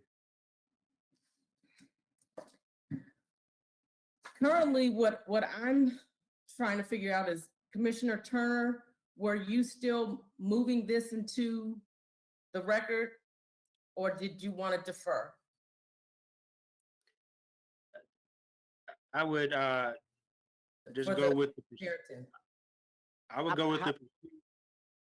I would go with the procedure that done. I would go with the procedure that was done before. If there's an objection, then we can take it to a vote. But if there's no objection, then I would prefer it to be added to the budget by acclamation. So, Mr. Chair, if you could ask for an objection. Yeah, and so if you hear no objection, then let's just move the item. Thank you. okay. So we have an item on the floor. It's been moved and properly second to accept 90,000 for Meritan into the budget. Who seconded that? I apologize. Vice Chair Ford, second. Thank you. Can we do that without objection? Let's move on. All right, seeing no objection, let's move forward. Okay, let me pull it back up. Chairman, sorry for that little bit of outburst, but you know, when we get nonsense from the administration, they brought nothing. Y'all know me. And I'm not gonna let the administration get on this particular body about what they're trying to do. I don't. Okay. The YMCA is the next budget amendment number 6 is a resolution amending, wait a minute, just disappeared, sorry. Resolution amending the fiscal year 2021 budget to fund the YMCA Inc., sponsored by Commissioner Van Turner. Mover in a second. I move. I second. Okay. All right, it's been moved and properly seconded, is on the floor for discussion, Commissioner Turner, and then we're gonna go to Commissioner Ford.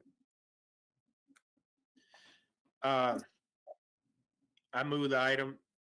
The Y has stepped up on a number of things as far as feeding the community. When the Central Nutritional Center went down, the Y stood in the gap and fed our young people, and they continue to do so, this to now.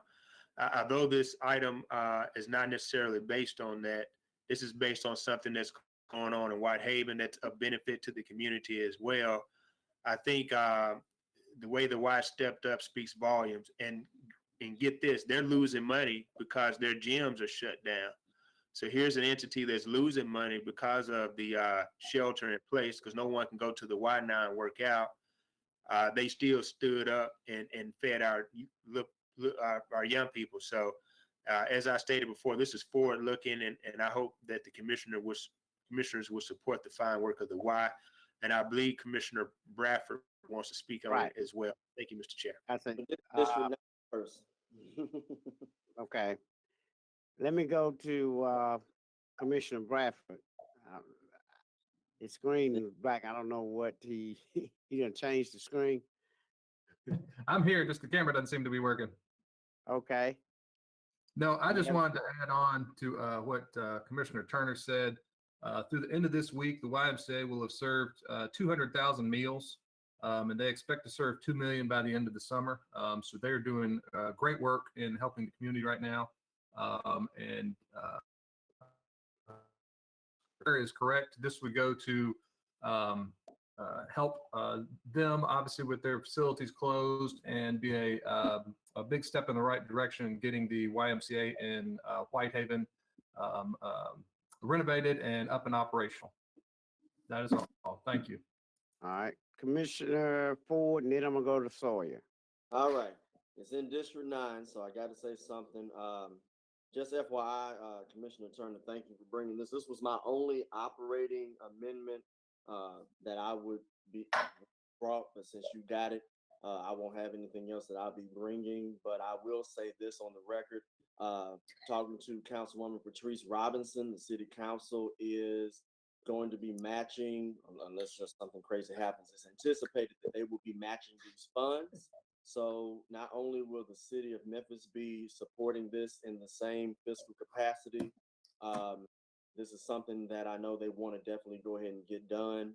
I believe that it's going to be named after somebody that you all know, Cato Johnson, and his wife. So this is something that we definitely would welcome in Whitehaven, not too far from the second most visited area in the nation next to the White House, and that's Graceland. So I would ask my colleagues, let's see if we can do this by acclamation as well.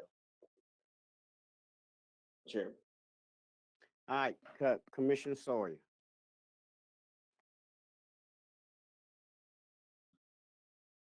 Thank you.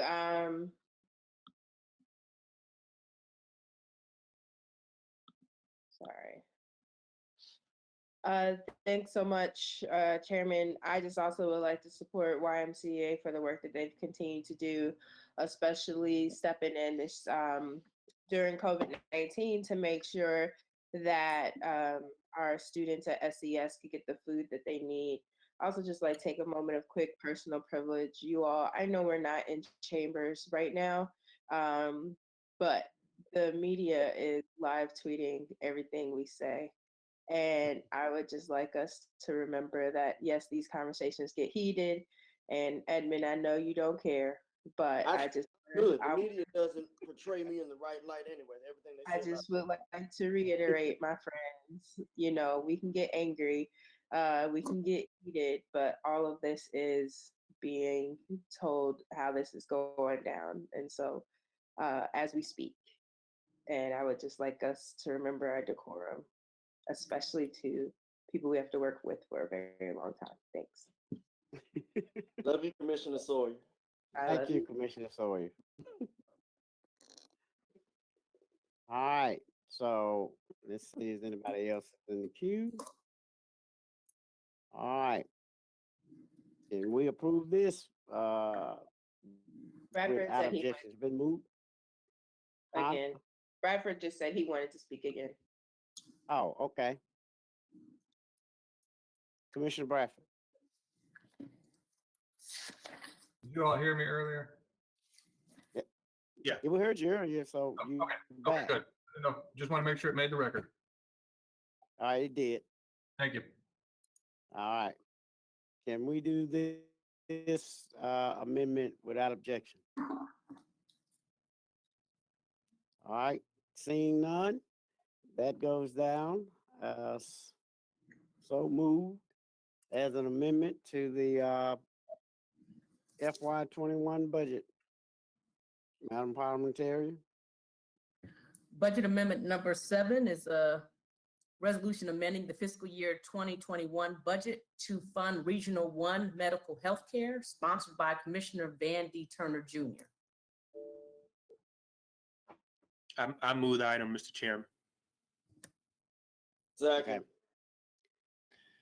Mr. Chair and Vice Chair, this is a CIP resolution. Are we addressing CIP now, or y'all sticking It just was to just- operation? We already moved CIP to the 14th. 13th. 13th. Let's right. move this to the 14th then, if you don't mind. 13th. The I second. 13th. Okay. All right, can we move this to the May 13th Just meeting? withdraw, you want to just withdraw that one? No, I want it No. on. I You want know it you on don't the have floor. to do- Yeah, I just want to move it with the CIP budget reconsideration on the 14th. I don't want to withdraw it. Okay, okay. The operating budget is inclusive of everything, all Okay, funds. so Karan, so I'm reading even the CIP budget amendments, because I just skipped a couple of them. So I'm reading You all of can, them. the operating budget is all funds, so you can put it there, or you can just push it to the 13th. What is the chair's preference? Because I just skipped a couple other CIP ones, so I can read them all that are before me right. today, or You can read them it's up all, to you. put them on the record, and then when it comes time to do the final amendments and adjustments, Mhm. then all of these will come back to, but it's on the floor to do it, and we still have the opportunity to amend again. Okay, Basically, you're gonna see all of the numbers and everything, and then working with the administration and the CAO and the vice chair, and that as all of this stuff is there, nothing is final. Some of it may stay and some may not, but the whole goal is to do a reduction, and that's what the intent of what we're doing, and we're actually doing that. So I don't mind this stuff coming on, because we're going to sit down and we're going to go through it, and we're going to come up with a hefty decision on what that, because it comes all back to us again, to where we have to vote on it. We'll vote on it again in committee, and hopefully it is all agreed upon.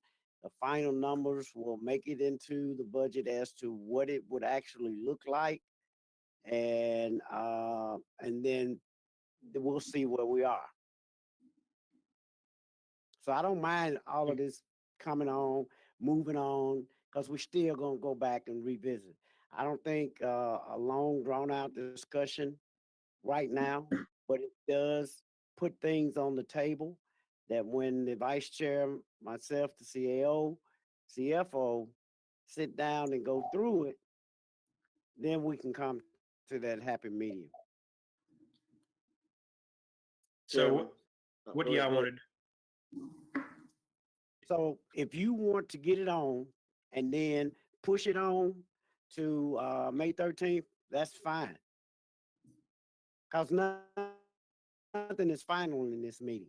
So we're still trying to figure out what all the numbers are after we reduce all of the reoccurring costs, and also looking at the budget as to what the other electeds agreed to give back, which was 1.8 million plus you gotta, factor in an adjustment for, compensation, that, not included for a full fiscal year, based off of the increases for the FY 20. So there are some other factors that has to come into play to get to the final number to see where we are.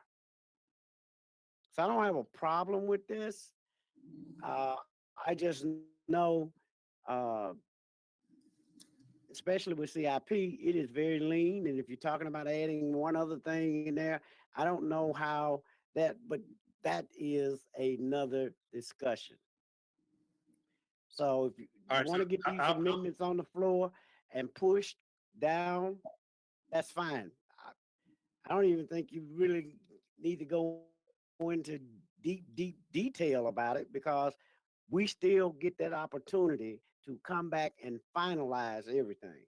Today is just getting them out there on the floor. So everything is on the table. So I'll move the item to the 13th. All right, can we do that without objection?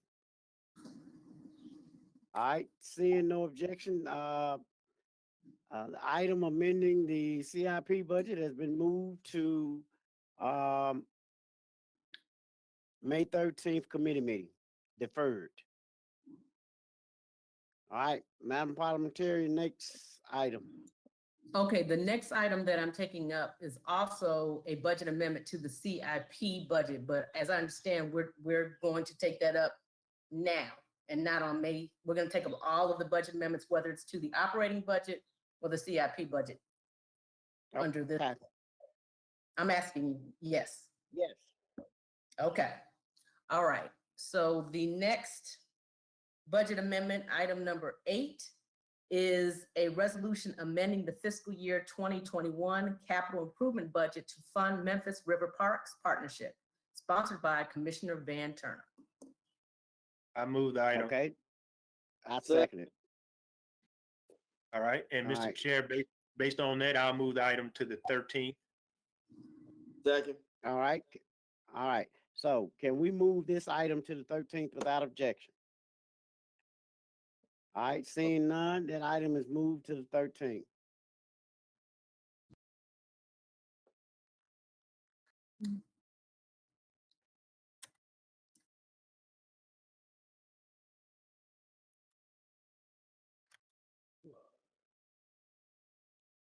Good afternoon, everybody. It's 2:00. With this color? So we're moving on to number 9. Okay, let me pull it up. Okay.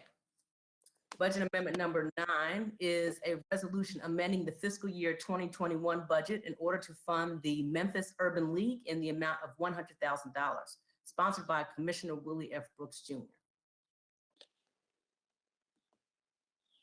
Okay. So, Commissioner Brooks, you still on?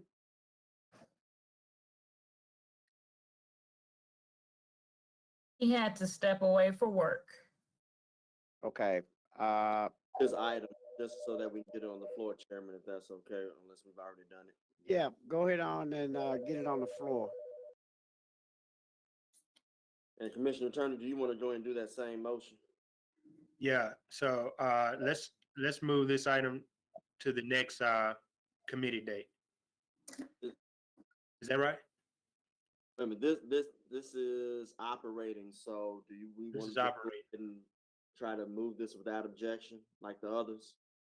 Yes, sir. I move the same. All right, and it's been seconded.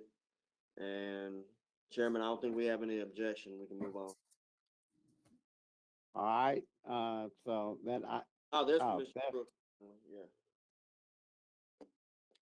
I can't hear you.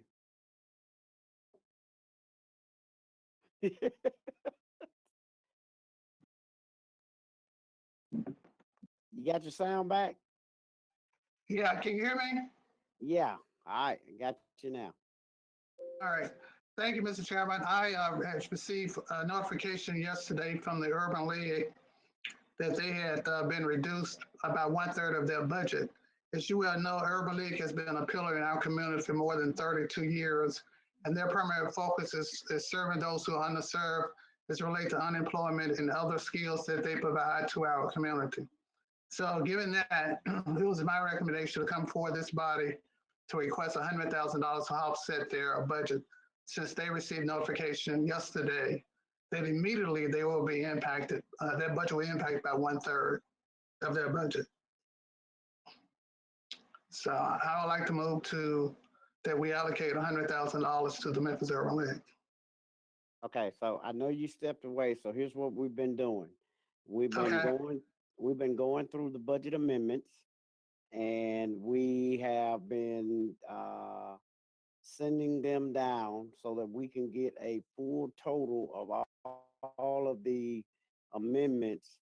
And then we're gonna sit down with the administration, the CFO, CAO, and so that we can hash this out and show as we go through.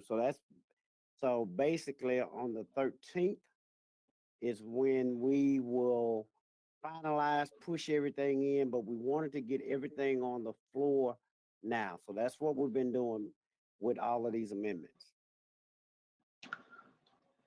That works for me. Okay. So so we got a motion on the floor, been second to for $100,000 to Memphis Urban League. And I want to defer that to the May 13th meeting for adoption. Can we do that without objection? All right, seeing no objections. Why are you deferring that one? Because I thought we were doing all the ones to the budget amendment by acclamation. Right, unless they're, Oh, okay, that's because we just Yeah, had two CIP. right, items. unless it's Yeah. correct. Okay. Right, Okay. okay. So that we stay in tune. Can we do this without objection? Because the other one was CIP, and this is just operating. Okay, Commissioner Mills, you have a question? I do. These are nonprofits. Isn't this what, and I saw we're keeping our CEP funds. Isn't this what our grant funds are for, to help nonprofits if commissioners choose to do so? And we get 200,000 and this is 100,000. So why wouldn't this be used with grant funds and not put in the budget? That's just a question.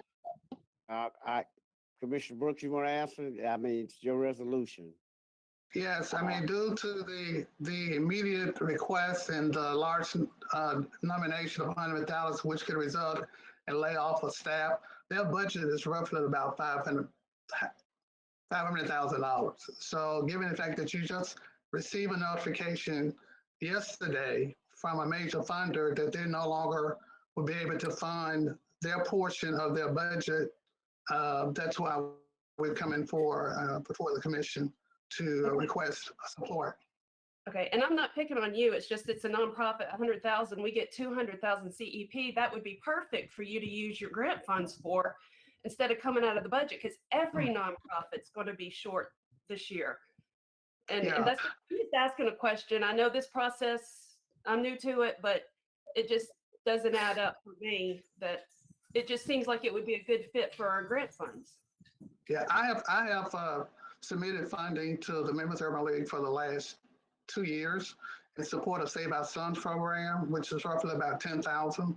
But the 100,000 is a significant impact that's going to impact our budget for the Urban League. And again, this is to address making sure that the services will continue, particularly in the environment that we're in with unemployment increasing in our community.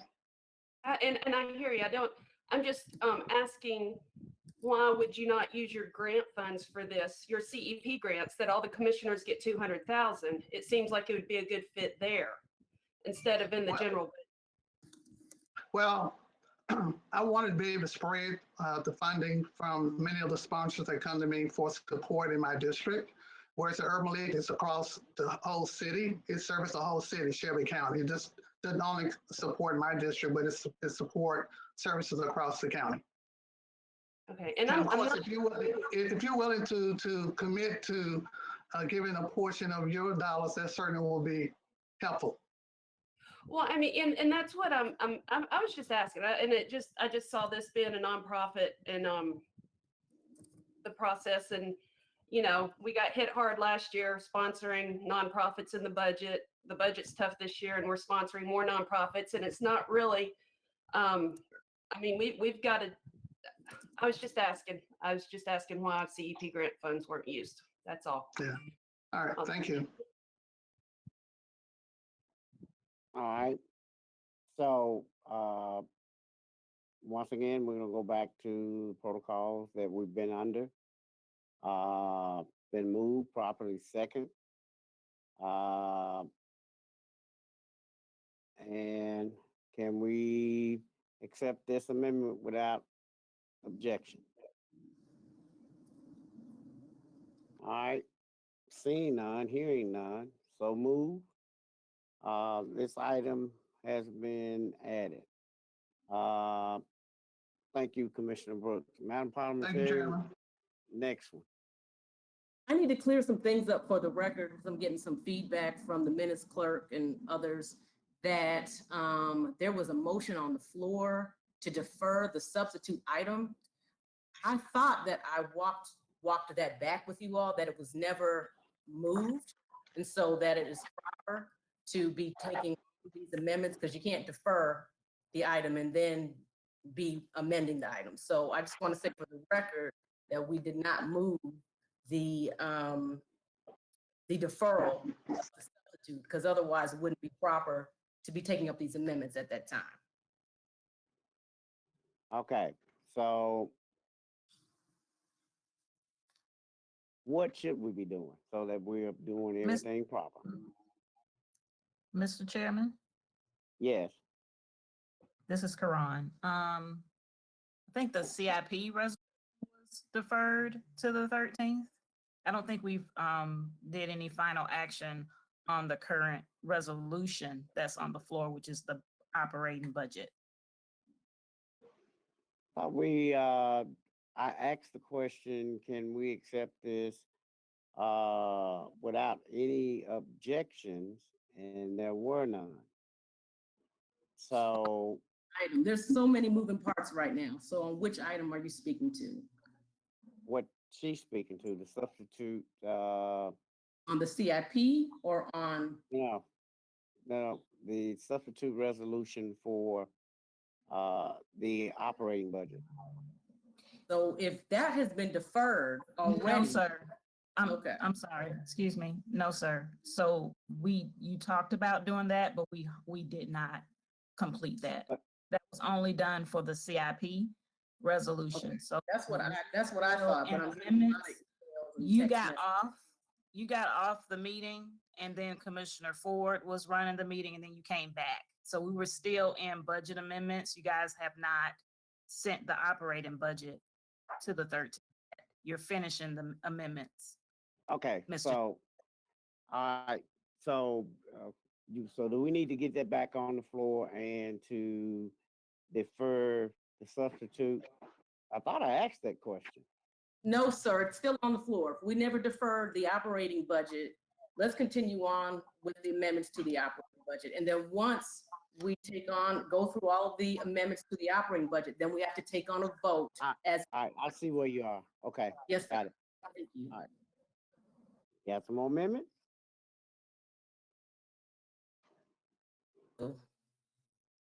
Okay. So was the Memphis Urban League accepted without objection? Yes. Okay. Let me move Madam on. Parliamentarian, can you check your email for additional amendments sent for Commissioner Sawyer? Yes, I have those. Okay. Let me make sure in order. Okay, so Commissioner Sawyer's.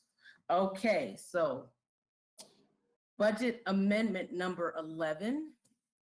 is a resolution to amend the FY 2021 general operating fund budget in the amount of $150,000 to requisition a study on the feasibility of Shelby County adopting free countywide Wi-Fi. Lee, that would be number 10. Tammy Sawyer. That'll be number 10. Oh, yeah, okay. Number That's 9, Memphis Urban League. Memphis Urban League was number 9? Yes, ma'am. Okay, so this is number 10. Okay, thank you. You're welcome.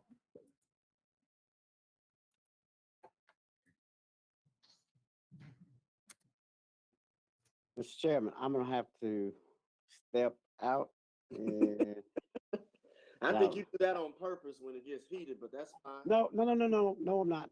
I'm at work. Go ahead, do your I'm thing. getting texts from my administrator. Look, my boss knows where I am, so hey, go right ahead. He's gone. Commissioner Sawyer, go right ahead. Well, let's go ahead and get it read into the record, and then we'll do this appropriately.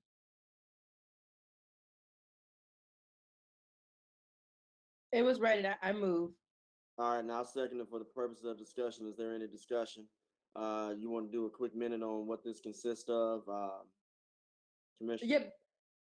Countywide Wi-Fi has been a conversation for a long time, usually in the guise of the city of Memphis doing citywide Wi-Fi. I think as a city that's in a county that's working towards being a 21st century leader, that we need this type of technical capacity. But there's a lot of considerations that have to take place. I don't think that we should jump right into digging trenches and laying down Wi-Fi wires, because that might not be the most feasible thing. So I would like for us, I might need to amend it and say up to 150, but I would like to put 150 in the budget for us to requisition a study. All right. Just a recommendation that we do this the same way. If we need to modify it accordingly, let's do that. And I'll get in contact with you on what we try to do on the city side. There was one particular vendor that was trying to do it for cities and counties of our size. And the lady has not reached back out to me. So this is something I do support, and I hope we can do it. So can we take this? Did we have a second? I apologize. Did we have a second? I was the second. Thank you. And can we move this without objection? Seeing no objectors, thank you. Commissioner Sawyer, do you have another one? Yes. All right, we'll get that up on the screen. I believe this may be the last budget amendment. All right, very good. And then we only have one more item in budget. Or Ms. Hobson, that we have to clean up before we go to item 4, we can do that. On this one, I think I'm gonna, do I still have time to get budget amendments in? Let's go ahead and just have it done, and if you need to modify accordingly, because we did have the deadline, and I just want to make sure that we can hear that. So let's go ahead and get this read into the budget. Okay. Budget amendment number 11 is a resolution to amend the FY 2021 through FY 2023 general fund operating budget in the amount of 6,666,666. No. $666,666. Okay. Sorry, that was a comma. Okay. $666,666.66 per fiscal year to support the redevelopment Heights community via their National Street Heights line development project, sponsored by Commissioner Tammy Sawyer. A lot of sixes, Commissioner. I know, it's not 3 6s though, so we good. Go ahead and move your item. Move. And I'll second it for purposes of discussion. Do you want to say something real quick on this? Yeah, I'm probably going to amend this, everybody, as much as I want to support and have been in conversation with the Heights, and it's a key part of my district and their redevelopment efforts. They've asked for $2 million from us and $2 million from the city. It still feels like a really high number considering the constraints that we're under. So I'm going to go back to the table with them and amend. But if we can keep this on without recommendation, addition, I'd be happy if we can. I'll probably get it down to 500 over 4 years instead of this amount. And you stated that you are working with the city to have a match, just like what we did with the Y. Yes. All right. So with that being said, colleagues, can we treat this like the rest of the items? May we have a second, please? I was the second. Okay, I apologize. Thank you. Yeah, I'm just trying to get some stuff flowing. Can we move that? And it's moved and seconded. Can we accept this without objection? All right, seeing no objection, Madam Parliamentarian, you said this was the end of the amendments. What do we need to do to housekeep so that we can? Oh, thank you, Commissioner Sawyer. What do we need to do to housekeep so that we can move on to the last item in Budget Committee? Well, Okay. leave before you go to that, I believe Commissioner Turner had 2 amendments for Regional 1. Oh, there was another. Those are CIP, I believe. So Both that- of them, yeah, CIP? both of those are, well, I think one is not CIP. I think the 7 million is CIP and the 1.3 is operating. He said he had to go offline for a moment, so. I think we go read and the, Yeah, I think we read the one that was for the operating budget into the record. And since we did defer the CIP budget, should we bring up that budget amendment, the second one, the one for the CIP at that time? What I Yes, have since for since number we 7, Madam deferred- Clerk, Go ahead. Madam Clerk, can you check your record? Madam Clerk, please check your record. the one I have for number 7, amendment number 7 is the actual CIP for the 7 Okay, million. so we did the CIP one. Yeah, so which. Okay. that was deferred to 513. And then we went on Let me- to River Parks, and that was deferred, but we didn't take up the 1.3. Is this our last? Okay, let item? me find it. I think I saw it and then I thought. This right read here, it the already. 1.3. So is this the last item out of all the amendments? Yes, that should be the All right. last. So let's go ahead and do this one, and then we'll do the housekeeping, then we'll go to item 4. Let me see. Okay. Okay, so that is budget amendment number 12. Yes, ma'am. And it's a resolution amending the fiscal year 2021 budget to fund Regional 1 medical health care, sponsored by Commissioner Van D. Turner Jr. All right, I'm going to move it for the purposes of getting this on. May I get a second? Hey, Mr. Vice Chair, I haven't gone yet. I second that. All right, you want to discuss this real quick so we can move on? Yeah, Regional 1 is the trauma center. It helps out tremendously. And right now, through this pandemic health crisis, I think this would be a good use and a good allocation of county funds supporting Regional 1 healthcare. So I move the item. All right, thank you. Can we go ahead and do this without objection? And the only thing I ask is, let's go ahead and keep a running tally of what the amendments are. Again, the proposal that Commissioner Jones and I put in does have a $30 million decrease from what was proposed.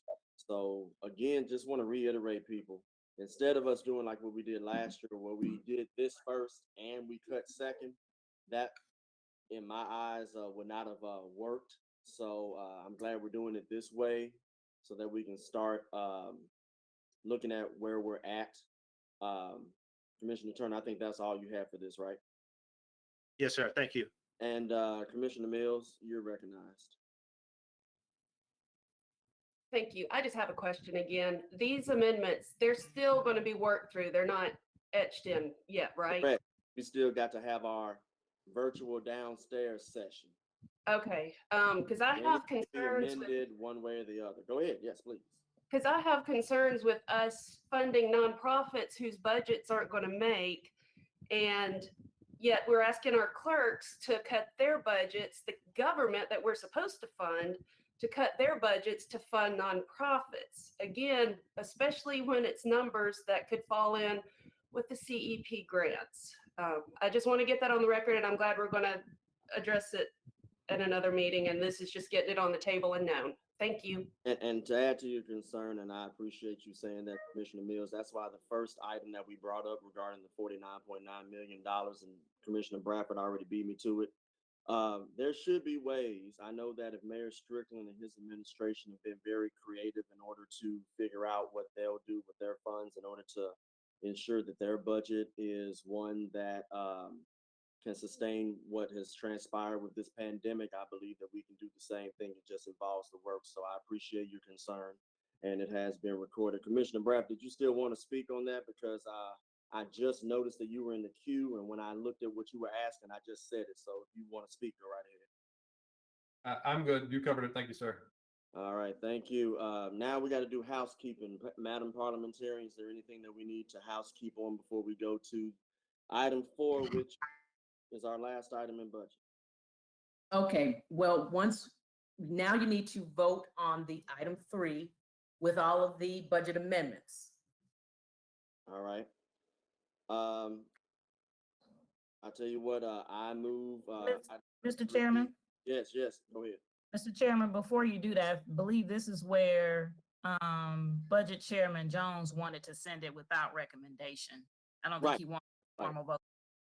All right, so with that being said, I move item 3 as amended without. It was moved by Commissioner Jones and seconded by you. Me, yes. And I'd like to move item 3 as amended without a recommendation to our next meeting. Or did Commissioner Jones say the May 13th meeting? Which one was it, Karan? May 13th. To the May 13th meeting. May I get a second?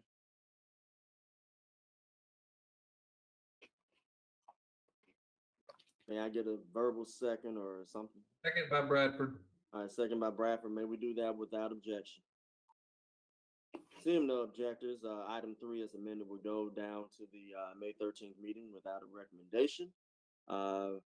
Thank y'all for staying in with us on that. May we move to the next item? And just be reminded that we did not take up item 1, the tax rate. Yeah, it was brought to my attention that we would do the tax rate next to last. So I tell you what, since that's next to last, let's go ahead and read that into the record. Okay. Item 1 and then item 4. Thank you for that. Okay. Item 1 is an ordinance, second reading. Ordinance fixing the tax rate for Shelby County at $4.05 for the tax year 2020, sponsored by Commissioner Eddie S. Jones Jr. Now I'll move it. May I get a second? Second by Morrison.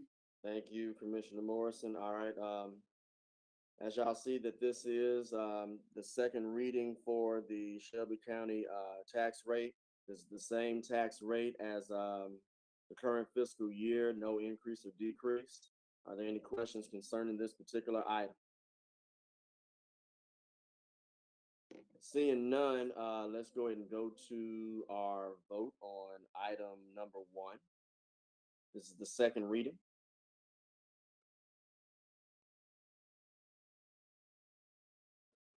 And then we'll do item 4.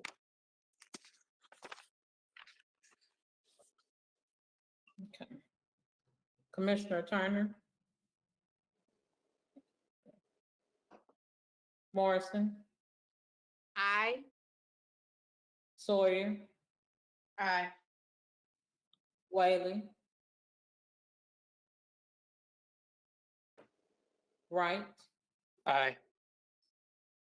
Milton? Abstain. Brooks? Bradford? Yes. Ford? Aye. Mills? Aye. Lowry?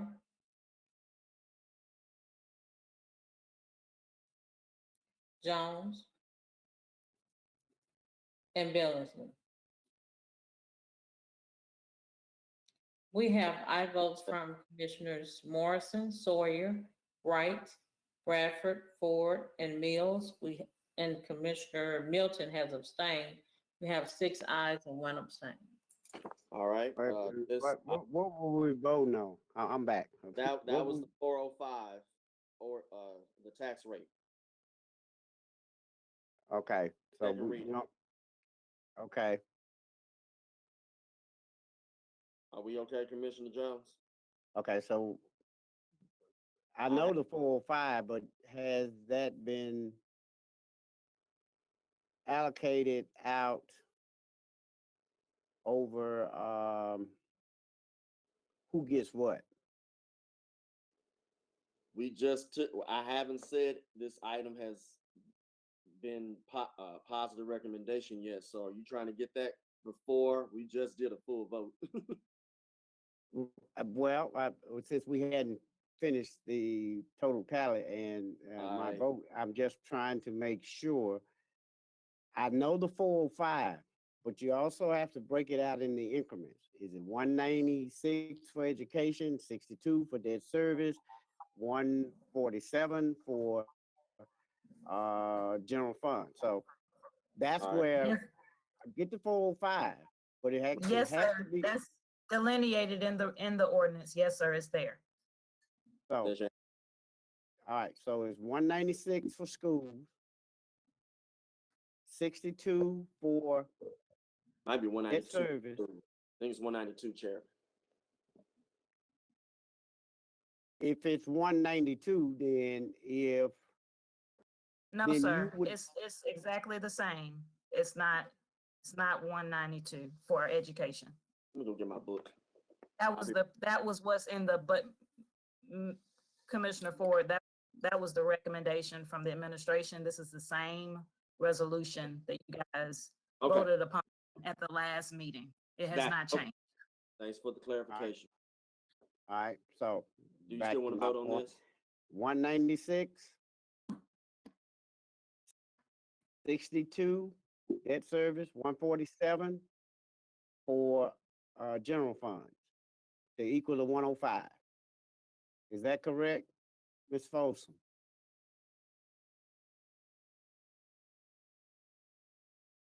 I'm second guessing myself now, so let me double check. But yes, sir, that is what we forwarded to the meeting.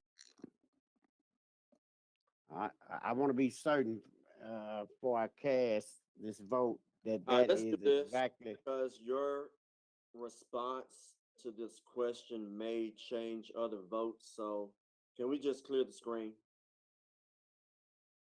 Sorry about that. Can we just do a brand new vote? Because your response might change other votes. That's what it was for FY20. So if it's 192, then you're changing it. But Karan said I was talking about the proposed. We're not talking about that. We're talking about what was prior to. So Is this item number 4? no, we're on 1. We haven't gotten to 4 yet. 4 is next. Okay. You wanted the tax rate to be prior to item 4. You wanted to dispose item 1 prior to 4. Right. Mr. Chairman, the amounts Yeah. are listed as you indicated. 196. 147 and 62 cents to equal Absolutely. the 4. Okay. So okay. There you go. I'm ready to vote. All right, we're doing well, a you can just add mine as a yes, Oh, okay. Well, and then just tally. I want to make sure that it's transparent and it's back up. So are we able to include Commissioner Jones' vote without having to do a revote? Or is it wiped and we need to do it over? No, excuse me, I can just say correction and add his vote. All right, go ahead and do that, Okay, please. Thank you. so correction. We have I votes from Commissioners Morrison, Sawyer, Bradford, Ford, Mills, and Jones, and Commissioner Milton has abstained. We have 7 ayes and 1 abstain. That goes down with a favorable recommendation. Thank you, colleagues. We have one last item. Chairman, are you taking over? Now go ahead. Going on to that item number 4. You got it. I'm here. Thank you, sir. Last item in budget. Item number 4 is a resolution amending Resolution Number 40, adopted on August 27, 2001, to increase the Shelby County Motor Vehicle Privilege Tax in the amount of $16.50, sponsored by Commissioner Reginald Milton. All right, can we get a mover? Can we get a mover? Mover, sir. All right, thank you. Was that Commissioner Milton? All right, it's been moved by Commissioner Milton and seconded by Commissioner Bradford. All right, this is on the floor. Commissioner Milton, this is sponsored by you, so you have the floor. You recognized. Sir, I will defer this to the administration. All right, go right ahead. Whoever from the administration would like to speak, let's go.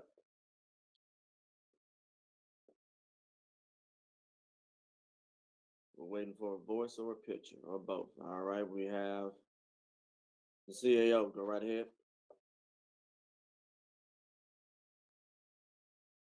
We have no volume.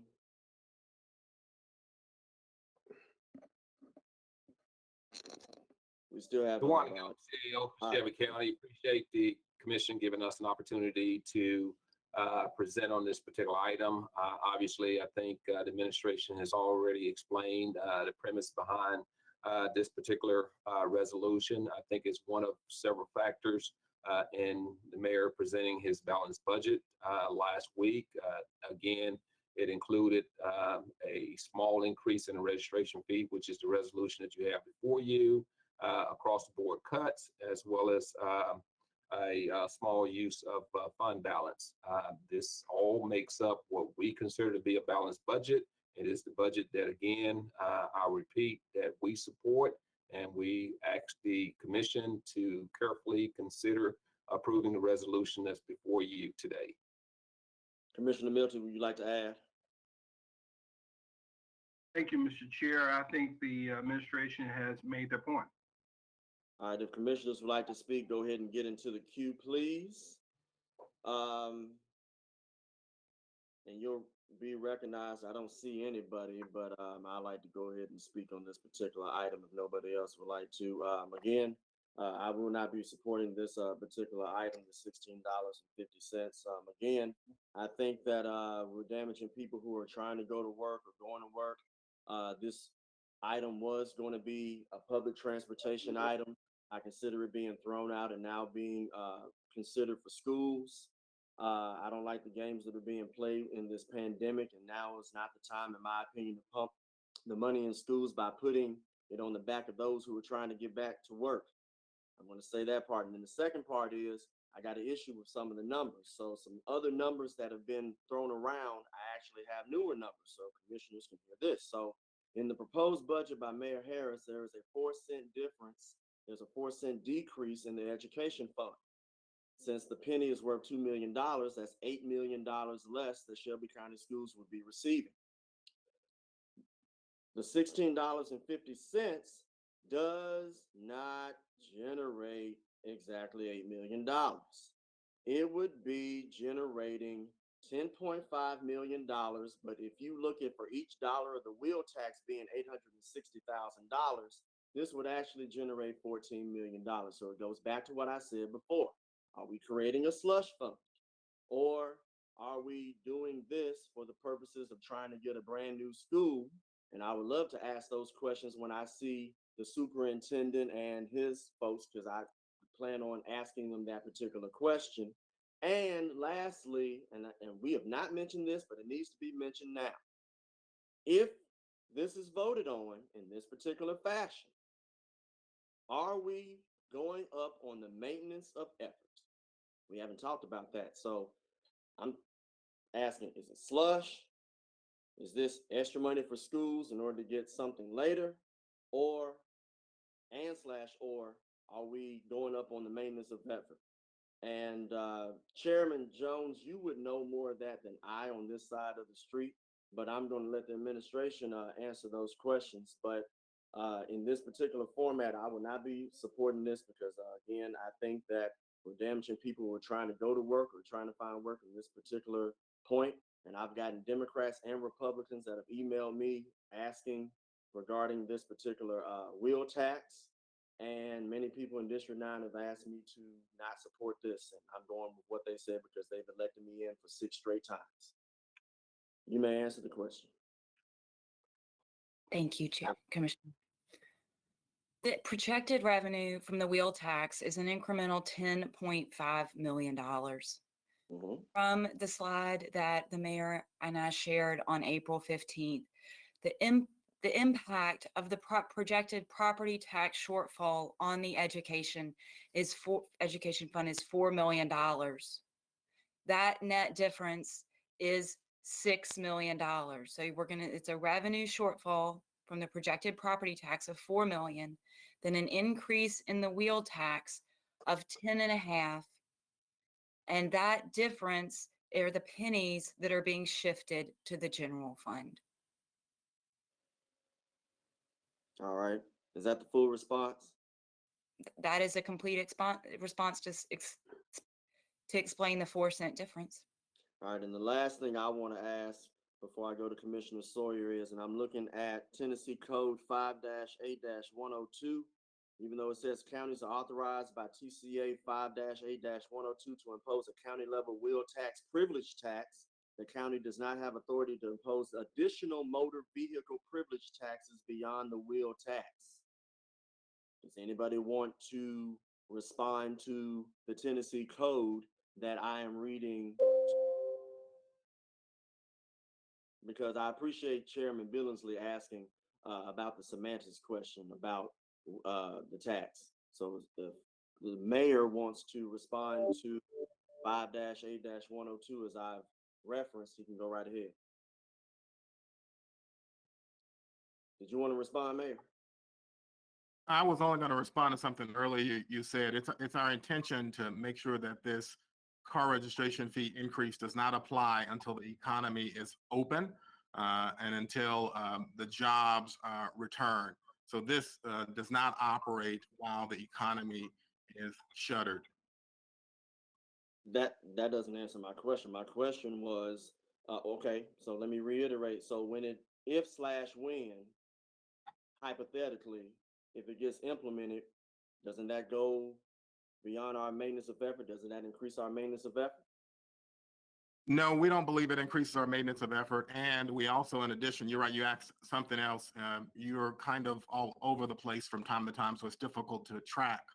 But you are right that one of the things you did ask previously was whether or not we could do this lawfully. And I would answer you that we can do this lawfully. We have researched this item for, I would say it's got to be close to a year now, because of course the commission and yours truly had a very lengthy debate about funding transit so that people could get around town and get to their jobs. You were the decisive vote to say that you would not support transit funding at that time. And so you effectively killed transit. And so that was the end of that issue. However, through that process, we were able to learn a lot about the motor vehicle registration tax, and we were able to learn a lot about its lawfulness. And so we believe the proposal in front of you is lawful and in order. It is true that there was previous discussion around transit, and we were discouraged that you would not support that funding, which would have come into the tune of $9 million for transit. But here we are with an opportunity to cure our budget deficit and save jobs in county government. And I'm hopeful that you will support this effort. I know your prior history was around reducing benefits for city employees and leading efforts to make drastic cuts that really put jobs in jeopardy. And I'm hopeful now, after having experienced that bloodletting, that you will be on the side of resolving problems and working through issues. So with that, Mr. Chairman, I hope I've answered your question. You did nothing of the sort. So let me go ahead and respond, and we're going to go to Commissioner Sawyer. So that was pretty good. Good memorizing on what transpired. So you were a Memphis City councilman, not an Arlington mayor, not a Bartlett mayor, not a Collierville mayor. And I have exactly what you did, which damaged what we did. So while you're talking about killing things, you're good at messing up stuff and leaving. And I'm not going to let you do that with this Shelby County budget, Mr. Mayor. And I'm going to move on after I say what I need to say. In the budget that you decided that you wanted to co-sponsor, you reduced police services, you laid off people, you did a lot of things that hurt us. And then me and Mayor Strickland had to fix your mess. The bond rating went down. and we had to work very hard to clean up the mess that you left. I hope that you're not going to make that same mess here in government that you have already shown that you can do. And I'm gonna go ahead and just simply say this, since he wants to talk about my record. At least I got a record, and I'm 6-0, and the people have voted me back in. Even when you decided that you wanted to endorse somebody against my old man and failed miserably. But let's just put it this way: if you want to put the stuff on the table, I guarantee one-on-one, I can beat you in any type of debate. Commissioner Ford. And say this. No, he mentioned me in my record, so let me go ahead and get him real quick. And I'm simply say this. Before you even thought it was a nice thing to do, I supported transit way before you even thought supporting it. And lastly, I'm going to say this, and it needs to be said. A vote never came up regarding transit. So I find it presumptuous, arrogant, and ignorant of the mayor trying to say that I killed something that never to a vote.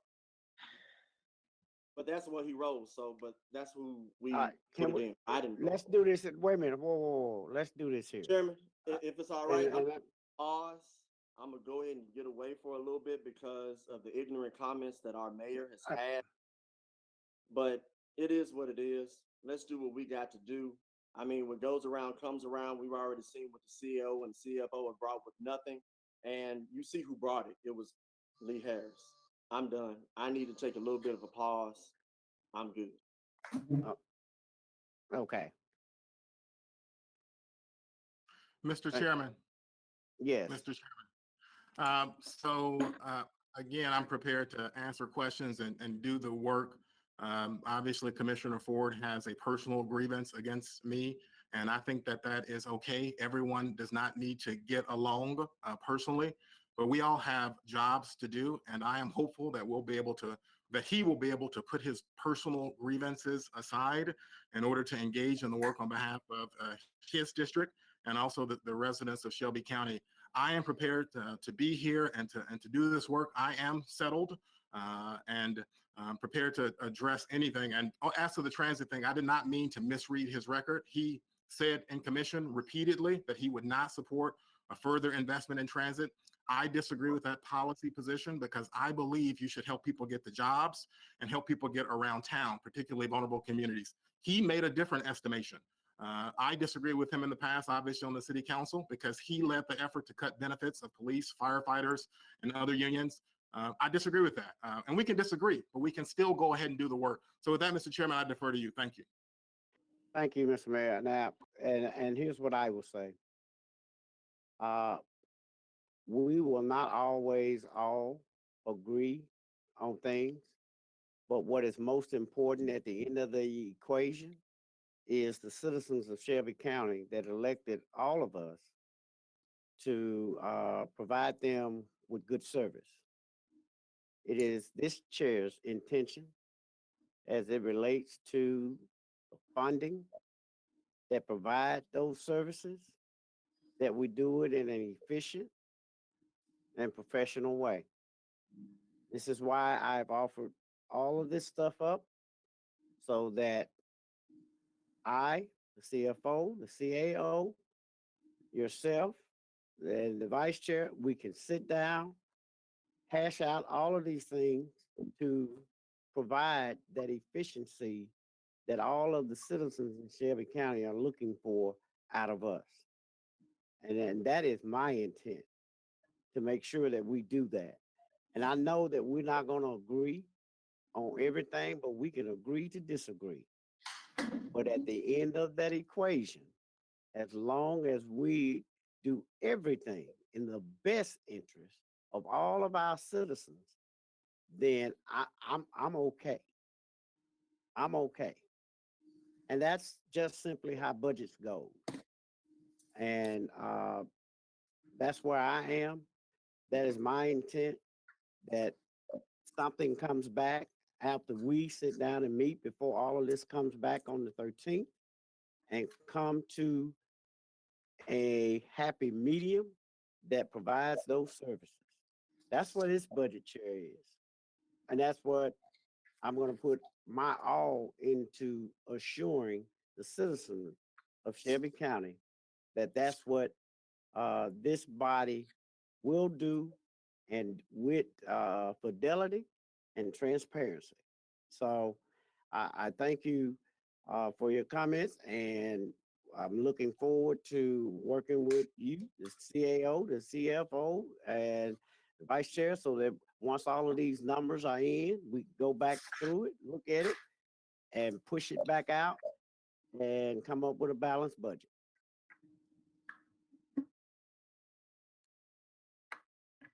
And that's where I am on that. So, but I do want to say one thing, because we are streaming live and all of that, commissioners, let's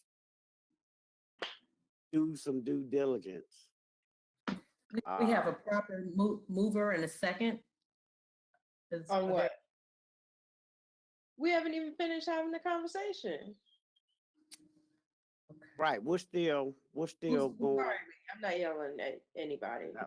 Right. Chairman, Okay. I was next in the queue, sir. I think then after me, the Commissioner Mills. Can we continue Yes. with the conversation? Yes. Commissioner Sawyer. Thank you so much. First, on behalf of myself, I would just like to say that I'm a bit unhappy with where we are right now. And we're better than this. We all are. And I know that sometimes, sorry, my Uber Eats is here. Sometimes heated moments happen. But at the end of the day, whether we disagree with you or not, you are the mayor of Shelby County, and you and your administration deserve our full respect. We should not have moments like just happen. And Edmund and the other commissioners deserve respect as well. I speak out when I feel they're disrespected. I'll speak out when I feel that your administration is disrespected.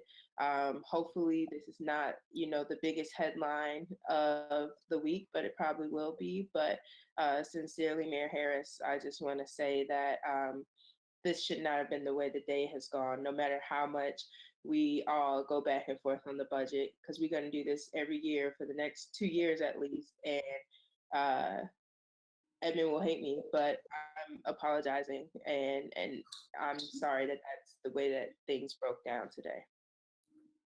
You do have my respect, and so does your administration. May I? Oh, go ahead. I was just gonna say, thanks to that. Thanks for saying that. Again, I've not been paying attention all day to the comings and goings. My understanding was Commissioner Ford attacked one of the leaders in our administration, and she is strong and she's articulate. But I just think we have to try to be respectful. And so I'm a little frustrated by what I heard about his attack on one of our really great leaders in county government. And I just wish we were able to articulate our policy stances without attacking other folks. So I'm real frustrated, but I appreciate you trying to bring peace to this and being the mature person, at least since I've been on. I haven't heard much about it. I haven't been paying attention much, but thanks for trying to peacemake. And I am certainly apologetic for anything that came off as disrespectful. And just know that it's just I'm just frustrated by what I heard happened with respect to one of our strongest and most articulate leaders in county government. Thank you. Yeah, I'll just say, and then I'm going to get to my comment, not to drag this out because we're like 14 hours behind today. I'll just say that first, as a woman, y'all know I will always speak up for other women. So even when I disagree with our CFO, she deserves respect as a woman and as a person and as a leader. And I will say, secondly, whatever the issue is, I hope that we can resolve it, whatever needs to happen. We don't want any Dr. Harrington rumble in the jungles. We don't need that. But let's figure this out for the sake of us all progressing for county government. I respect you. I respect Edmund, and I just want us to be able to move forward in a better manner that's befitting of the respect that each of our offices deserve. But thank you. And thank you to your administration for this work. And thank you to Commissioner Jones and Commissioner Ford for their work. Hopefully one day we can all work together. I just wanted to say that in regards to the wheel tax, we're doing a transit committee update at the heel of the day if we get there, probably about 5 o'clock. And I'm worried, Mayor, that this is, the same tax, and I'm not sure how constituents will respond to it. I haven't yet had a conversation to speak to my commission district. So today what I'm going to do is abstain until Monday and then just kind of see where my community is. Thank you. All right, thank you. All right, Commissioner Mills.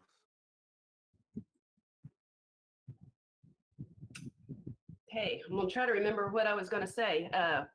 Thank you, Chairman Jones. As far as the wheel tax in its original form with us, with MATA, Ford was not the only no vote. There were 5 of us. I was one of them. And I do want to say Ford and Commissioner Ford and Commissioner Sawyer had the ad hoc and were working on MATA before the tax increase was proposed. But beyond that, to here and now, to propose a tax increase of any kind during this time, whether you call it a fee, an adjustment, a levy, a duty, a toll, whatever, it's a tax. It's a heavy weight, a burden for the residents of Shelby County. I cannot support at all and will not be supporting this. Is this, and I guess this question's for the mayor or somebody with his administration, is this tax for a different year? It said once we recover, we have no idea when that's going to be, if it's going to be this year, the next year, or the following year. Is this a tax proposal that's just kind of hanging over everybody's head, not knowing when it's going to drop? If somebody could answer that.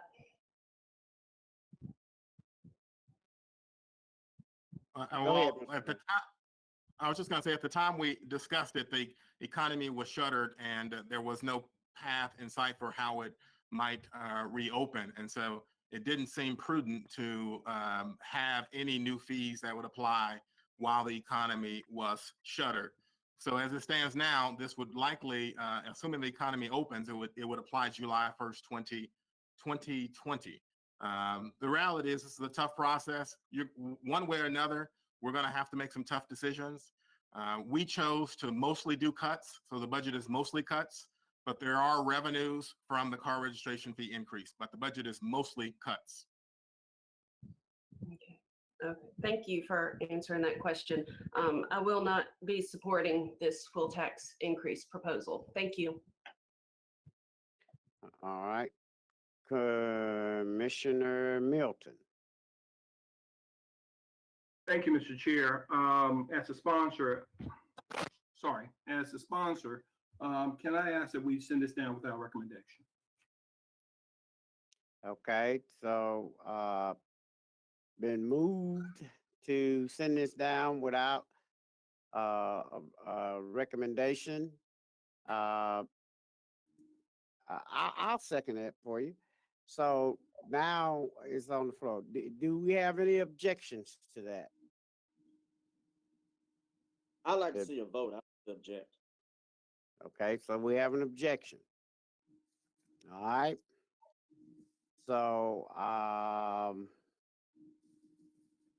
I guess I got some more people in the queue that would like to speak before.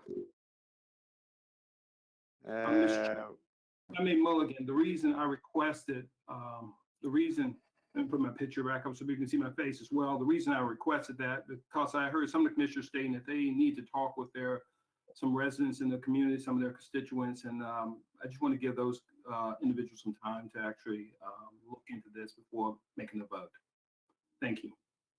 All right, so let's do this here. So let's speak on Commissioner Morrison, I'm gonna get to you. let's go ahead and speak to the objection. So if you're speaking to the objection, Commissioner Ford, you objected. You want to speak to that, and or you're just going to leave it there, and then I'll get to Commissioner Morrison, and Let's, then and if I need to speak out there. okay, Ready in the queue, just put me at the heel. okay, all right, Commissioner Morrison.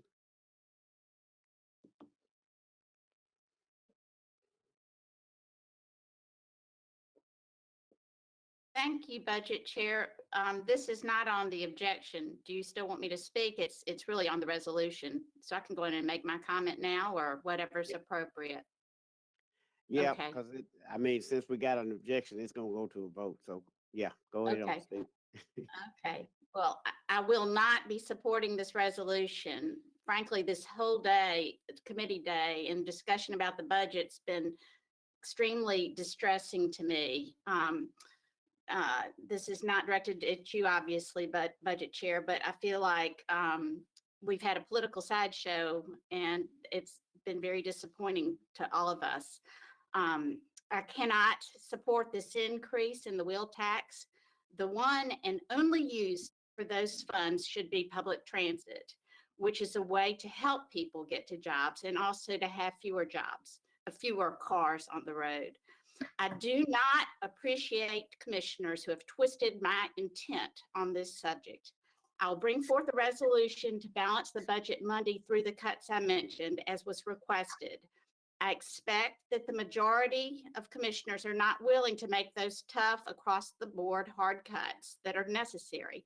But I do believe if we have the political will and courage, we could do that and maintain strong services in Shelby County if handled properly. So I just wanted to explain my reason for not supporting this. Thank you. All right. All right. Seeing no other commissioners in the queue. I'm sorry, Commissioner Ford. I'll be very brief on this. We just need to go ahead and vote. We've talked about wheel tax for almost over a year. And I think we got a real good idea of what constituents are saying or not saying. The only thing that's changed is it going from public transportation to now balancing this proposed budget that the mayor has brought. That's all it's about. And in conclusion, we need to just go ahead and get this done. And Commissioner Morrison, I do appreciate you saying that you're bringing something on Monday. I would recommend other commissioners, if they don't like what Commissioner Jones and I, what we have worked tirelessly on to bring your proposal, even if we don't disagree on it, at least you're doing the work. And I respect that wholeheartedly. And I got one comment after the vote, if regardless of how it goes. So let's go ahead and vote on this. I do not support this going without a recommendation. It should either be favorable or unfavorable. And there's nobody else I'd like to call the question. Okay, question's been called. Let's go ahead on and prepare the screen for voting.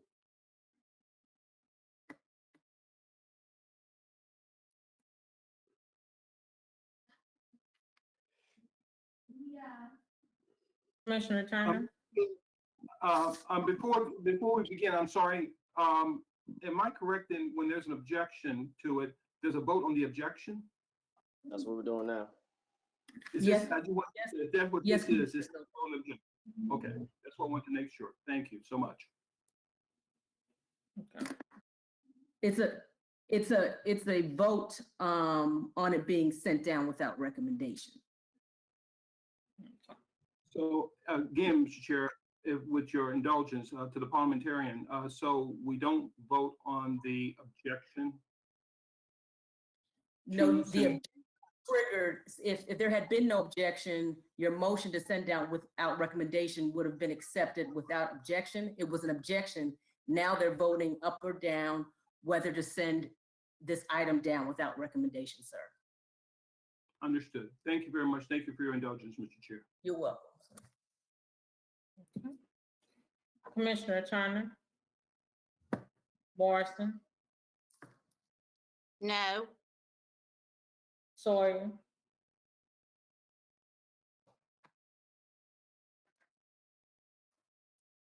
Whaley,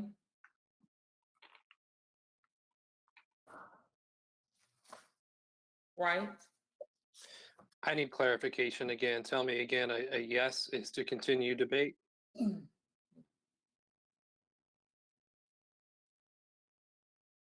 Lee.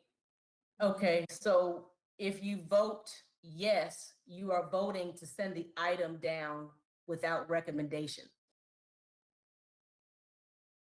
Okay, I vote no. Thank you. Okay. Milton, Yes. Brooks, Bradford, No. Ford, So we can actually have it on the record, no. Mills, No. Lowry,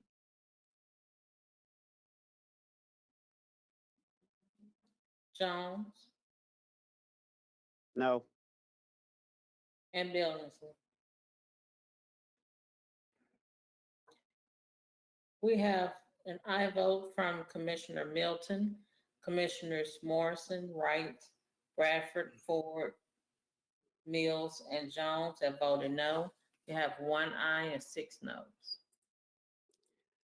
Back to the main motion. We're back to the main motion. All right. I do see one other Ms. Smith. Megan, did you want to speak?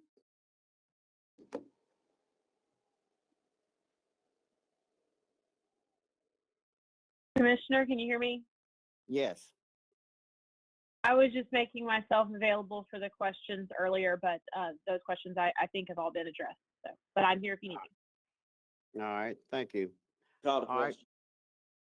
All right. Question's been called. Let's prepare the screen for voting on the main motion.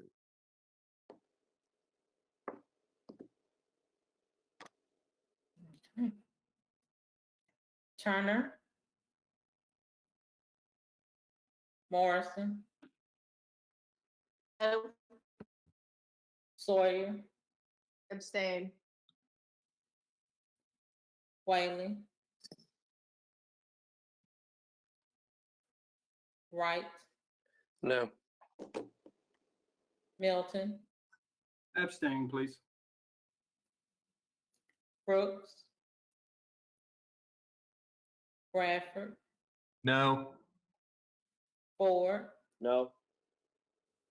Mills, No. Lowry, Abstain?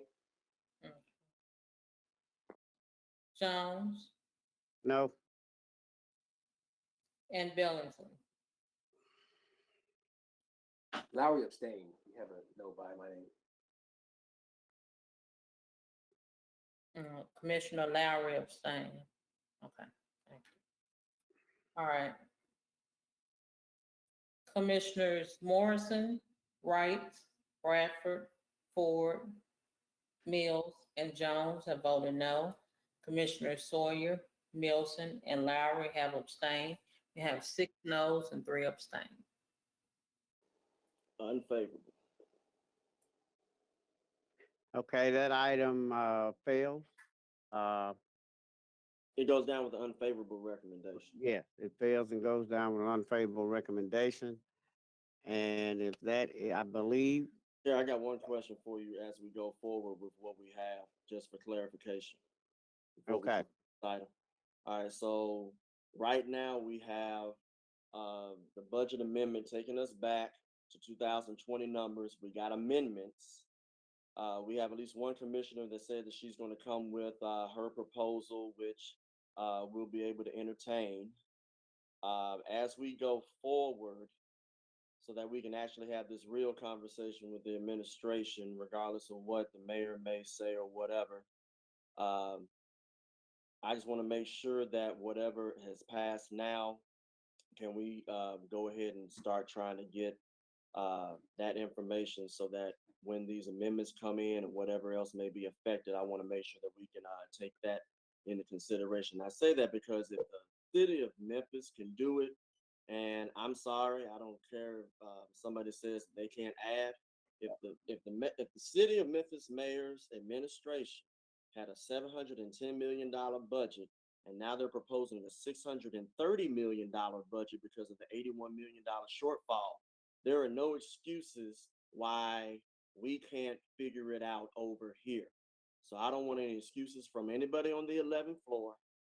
I'm not going to make any excuses. And anything that I vote on, I back up 150%, so that when somebody attacks me on my record, I just want to simply say in closing, I told everybody in my community what I did, and I got 72% of the vote in 2015. So he can say whatever he wants.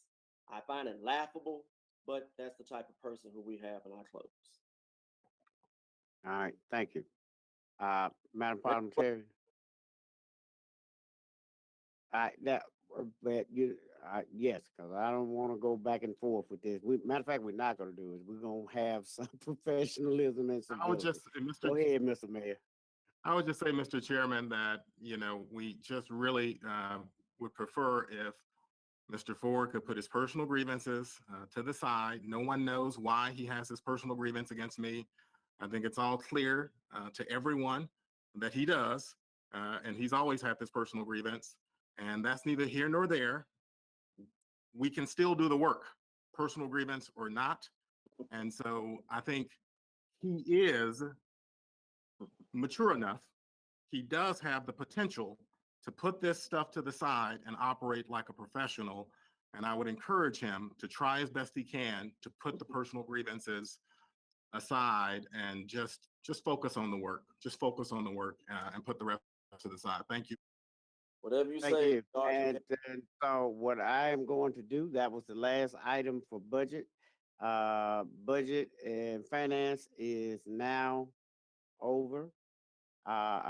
Moving forward, now is to do the work to get with the administration and sort these numbers out. That shows that we've done our due diligence in cutting and all of the other electeds coming on board in support and amending and making those necessary adjustments. And with that said, I'm going to close budget and finance.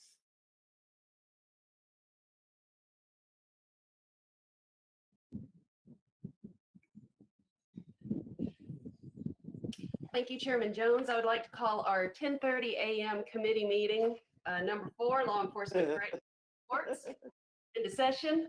Commissioner Mills, there we go.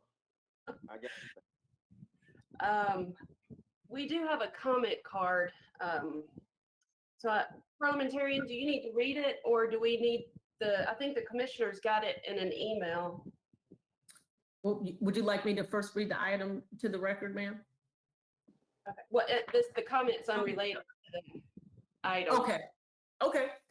It's up to you as the chair of this committee, how you'd like to proceed. Okay. Commissioner Ford, did you want to say something real quick before we get going?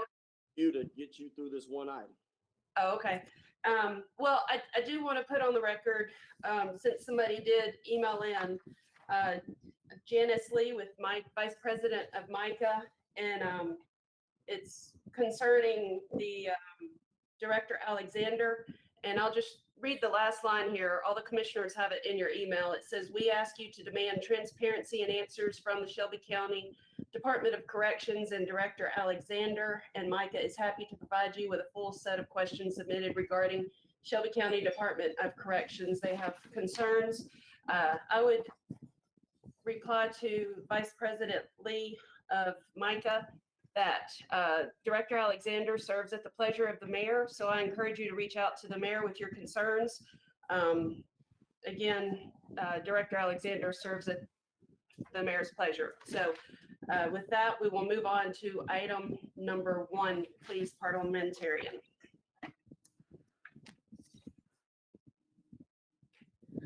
Item 1 is a resolution amending the FY 2020 operating budget to expend federal grant funds from the Office of National Drug Control Policy for the purpose of disrupting the commerce of illegal drugs through Shelby County.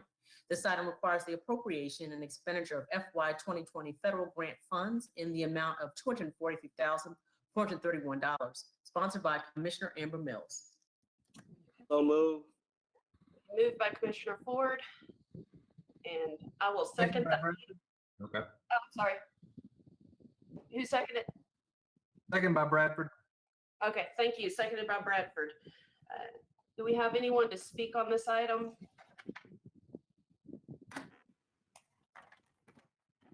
If not, let's bring this item to a vote.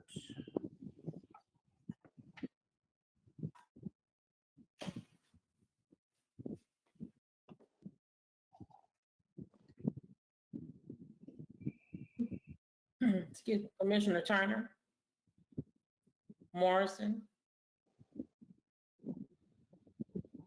Aye. Sawyer,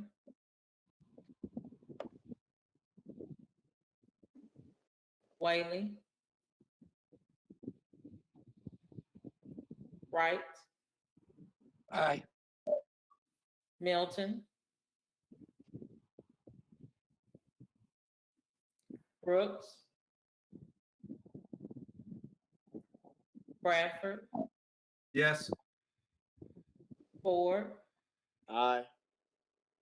Mills, Aye.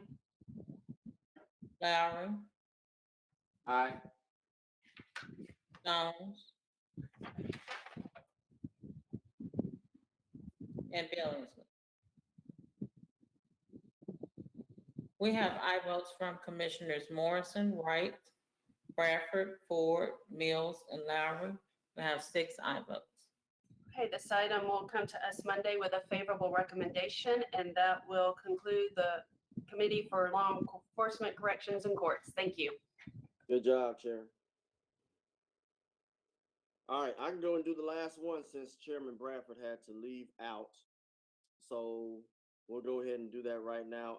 Item 1, this is the committee number 5, Land Use Planning, Transportation, and Codes. Am I the last one? I'm the last one. Okay. I'm ready if you are. Okay. Item 1 is a resolution approving a contract amendment with Excella Inc. to extend the expiration date of the contract from May 13th, 2020 to December 31st, 2020, commencing upon execution of the amendment. This item does not require an expenditure. Sponsored by Commissioner Edmund Ford Jr. All right, to see who's still on, I will move it. Do I have a second? Mills, second. Thank you, Commissioner Mills. Is there anybody from the administration who wants to talk about this contract approval?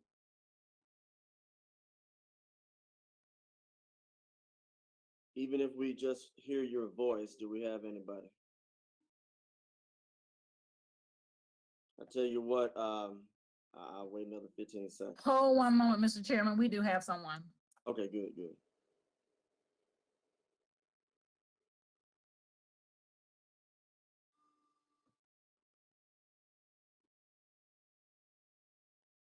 All right, they're saying they can't get on. I just got the buzz. Mr. Zena has been transferred over as a panelist. All right, Thank you. great. John, go ahead and try it now. Mr. Zena, go and give your name and your title for the record and go ahead and discuss one. All right, can you hear me? Sure. John Zena, Director of Division of Planning and Development. Good afternoon, Commissioners. The purpose of this request is to extend the deadline on our contract with Acela Inc. for implementation of our online permitting software. This is a no-cost extension and is necessary due to some project delays that have been experienced just over the last couple of months. The current contract expires May 13th, so the extension is necessary for us to complete out the project.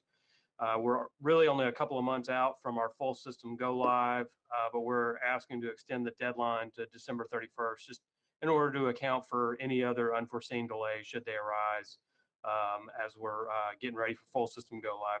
I'm happy to answer any questions you may have and request your support. Any questions? Seeing anybody in the queue? I don't see anybody. I'll wait a second. All right, seeing nobody, let's go ahead and go to the vote on item 1. Thank you, Mr. Zane. While we're waiting for the voting screen, who will be speaking for item 2? I think Mick and I are here. All right, good. I'll give you the floor when we finish item 1 and dispose of. Commissioner Turner, Morrison, Aye. Sawyer, Aye. Whaley, Wright, Aye. Milton, Brooks, Bradford, Ford, Aye. Mills, Aye. Lowry, Aye. Jones, and Billingsley. I don't see the actual tally, so can we get that up on the screen just for clarification and transparency?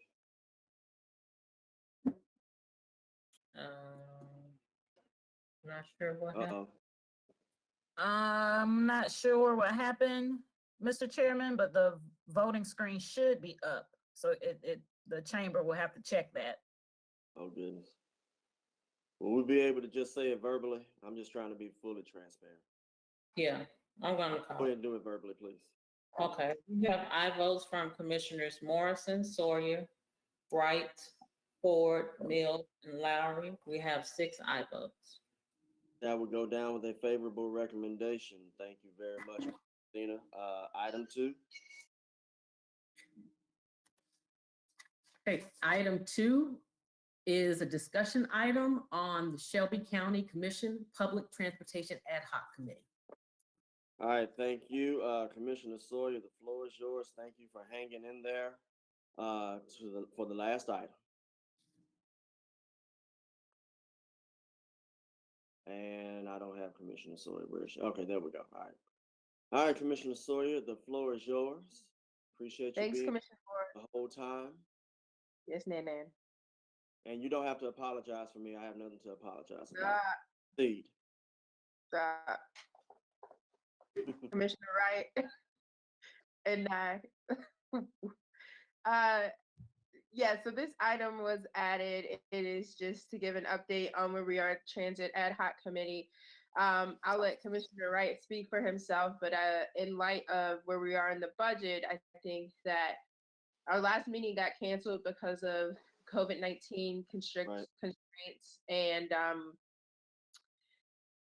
we had a plan kind of coming together, and it was looking good. And then, the world swiftly tilted. So, Commissioner Wright, I don't know if you agree, but I don't see us putting anything in the budget for FY20, which is going to cause a lot of consternation out there. But I don't know. I mean, Well, Commissioner Wright, go ahead. Thank you, Mr. Chair.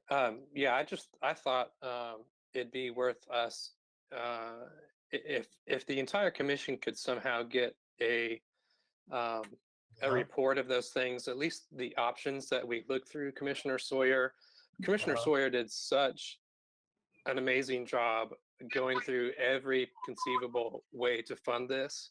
And we had a really nice, robust conversation back and forth with constituents all over. Do a transfer ownership. Commissioner deal. Turner, we Hold can on hear one you. second, Commissioner Turner, can you turn I'm your sorry. mic so you can hear all your business? So anyway, I just wanted. If you don't want us to hear, hold on one second, Commissioner Wright. I want to make sure it's off. It's off. All right, go ahead, Commissioner Wright. Yeah, I want to make sure that we capture that for the record and make sure all commissioners have access to that information if we still have it, and that we don't lose that work that you did. Because again, I think the process was good. We did interact with a lot of constituents in different areas. We did have a lot of back and forth and kind of hit some dead ends, but we were able to rule some things out as well. So I want to commend Commissioner Sawyer for her work. But I concur. Thank you a lot for that, and for being a great coach and helping me with everything. How about this? We add this back to the next committee meeting, and I'll work with Commissioner Wright and our support staff to get a report to the commission. All right, and look, Commissioner Sawyer, let me give you, well, both of you commendations. Commissioner Sawyer, you were on the first ad hoc, and now you're on this second ad hoc. And you've done a lot of work, and I know Commissioner Wright, you were asked to be put on it when we were having these robust conversations concerning the wheel tax going to public transportation. But let's just see what this budget does. There was a lot of things that were discussed, but if we're trying to do this right, you're going to have the robust conversations. And I'm just going to simply say this. I think a lot of things did need to be said because they've been built up, and I'm not just talking about me, I'm talking about everybody else. So I think that with what work that y'all are doing and us bringing this back, let's see if there's any cushion or leeway in order to do this the right way. If not, I'm glad that we still do have the CIP that's in, where it's going to be 1.5% of the capital improvement that I think both of you supported and I supported as well. Yeah. So that's still a good start, and that's still Also need there. to figure out what to do with that 2.5. Yeah. You beat me to it. So the 2.5 that you and I both put in, Commissioner Sawyer, regardless of popular opinion. Let's see what we can do. No, I'm serious. I mean, if people are gonna lie, I mean, it is what it is. But I appreciate you and I trying to get that taken care of. But the time is running out June 30th. We need to do something with those funds. Right. Commissioner If Mills? legal is here, I would like to get an opinion from legal that if that 2.5 doesn't go, is Marcy on? If that 2.5 doesn't go to MATA, what is it allowed to go to because it's bonded dollars? If you don't mind emailing Commissioner Wright and I. Right. And Commissioner Sawyer, I can read your body language. You don't want me saying particular things, but you know me. But the truth has to be said. Commissioner Mills, are you ready to speak? Yes, I just Alright. want to commend Commissioner Sawyer and Commissioner Wright. I was able to attend all, but I think one, we were at NACO for the last one that y'all held. So they put a lot of work, a lot of time, a lot of effort, very well run meetings out in the community. I learned a lot. So I just want to tip my hat to you both and say very good job. And also, MATA now has 35 million or so from that was federal dollars that they were able to attain. So not all is lost. And just want to say thank you for both of your hard work in this. Thank you so much. I appreciate that. Correct. Hate to ask y'all one thing.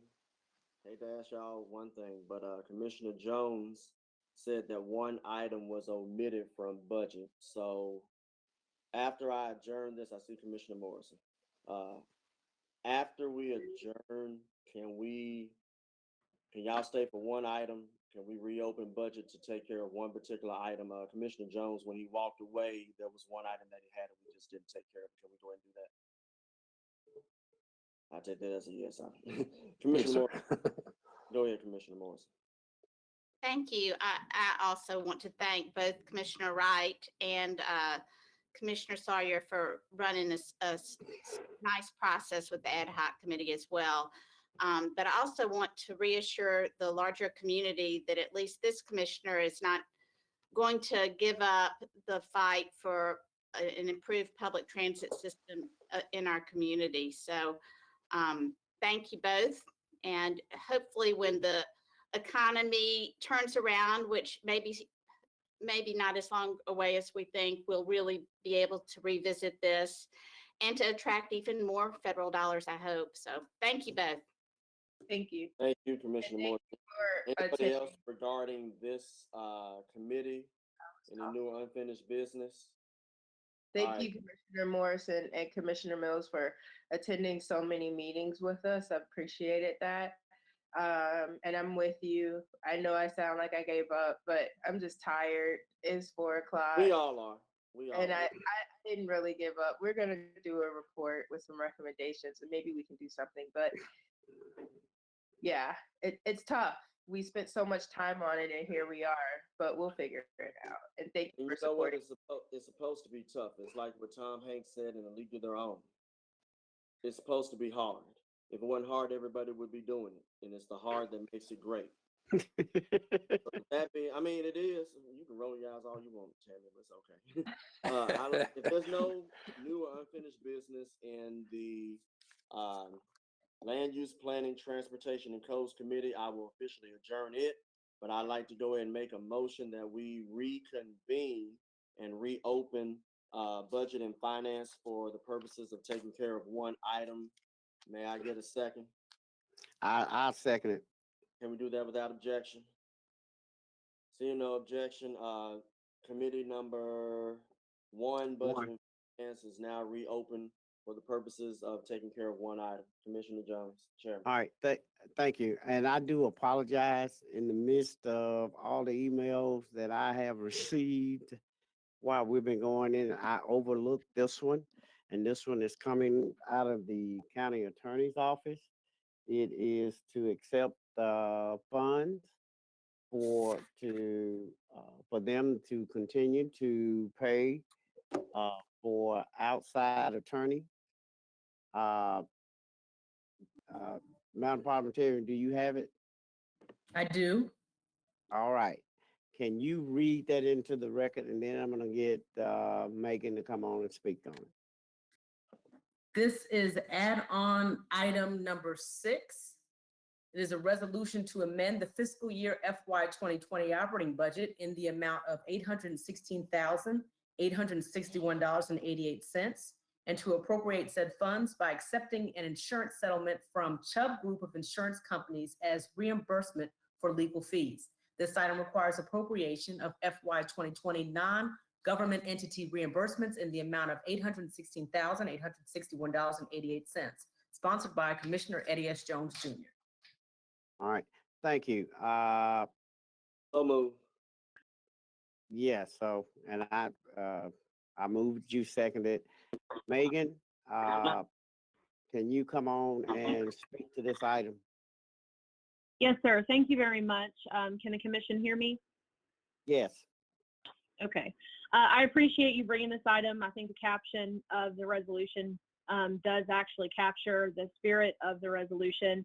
This resolution is basically accepting a reimbursement, a recovery of costs for expenditures made for outside counsel.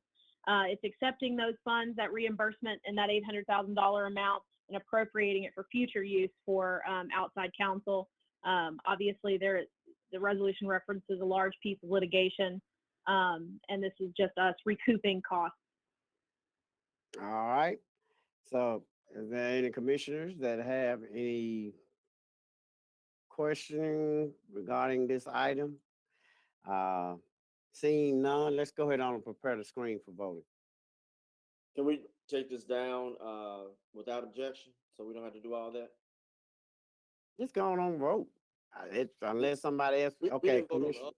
Everything else was without objection. That's why I was asking, so we can save a little time. Well, it's Even though actually 3:31, and I'm saying, can we save time? Yeah. right. So, well, I do think we do need to back up though. And let's come back out of this voting screen and let's back up, because what should have happened, this was an add-on item. And so I did not I should have asked to suspend the rules for us to add this on. So let's back the process all the way back up, and let's make sure we get that on the record as to, can we accept this item without objection? No objection. No objections. All right. So now it's properly before us. Now, Commissioner Ford, you have the floor. No, I don't need it. There's nothing else for us to do. If this went approved without objection, then we don't have any other business, Chairman. We're done. Yeah, we got to vote on, it's an add-on. Oh, okay. It's an add-on. So we got to vote. So let's go ahead on and prepare the screen to vote. All right.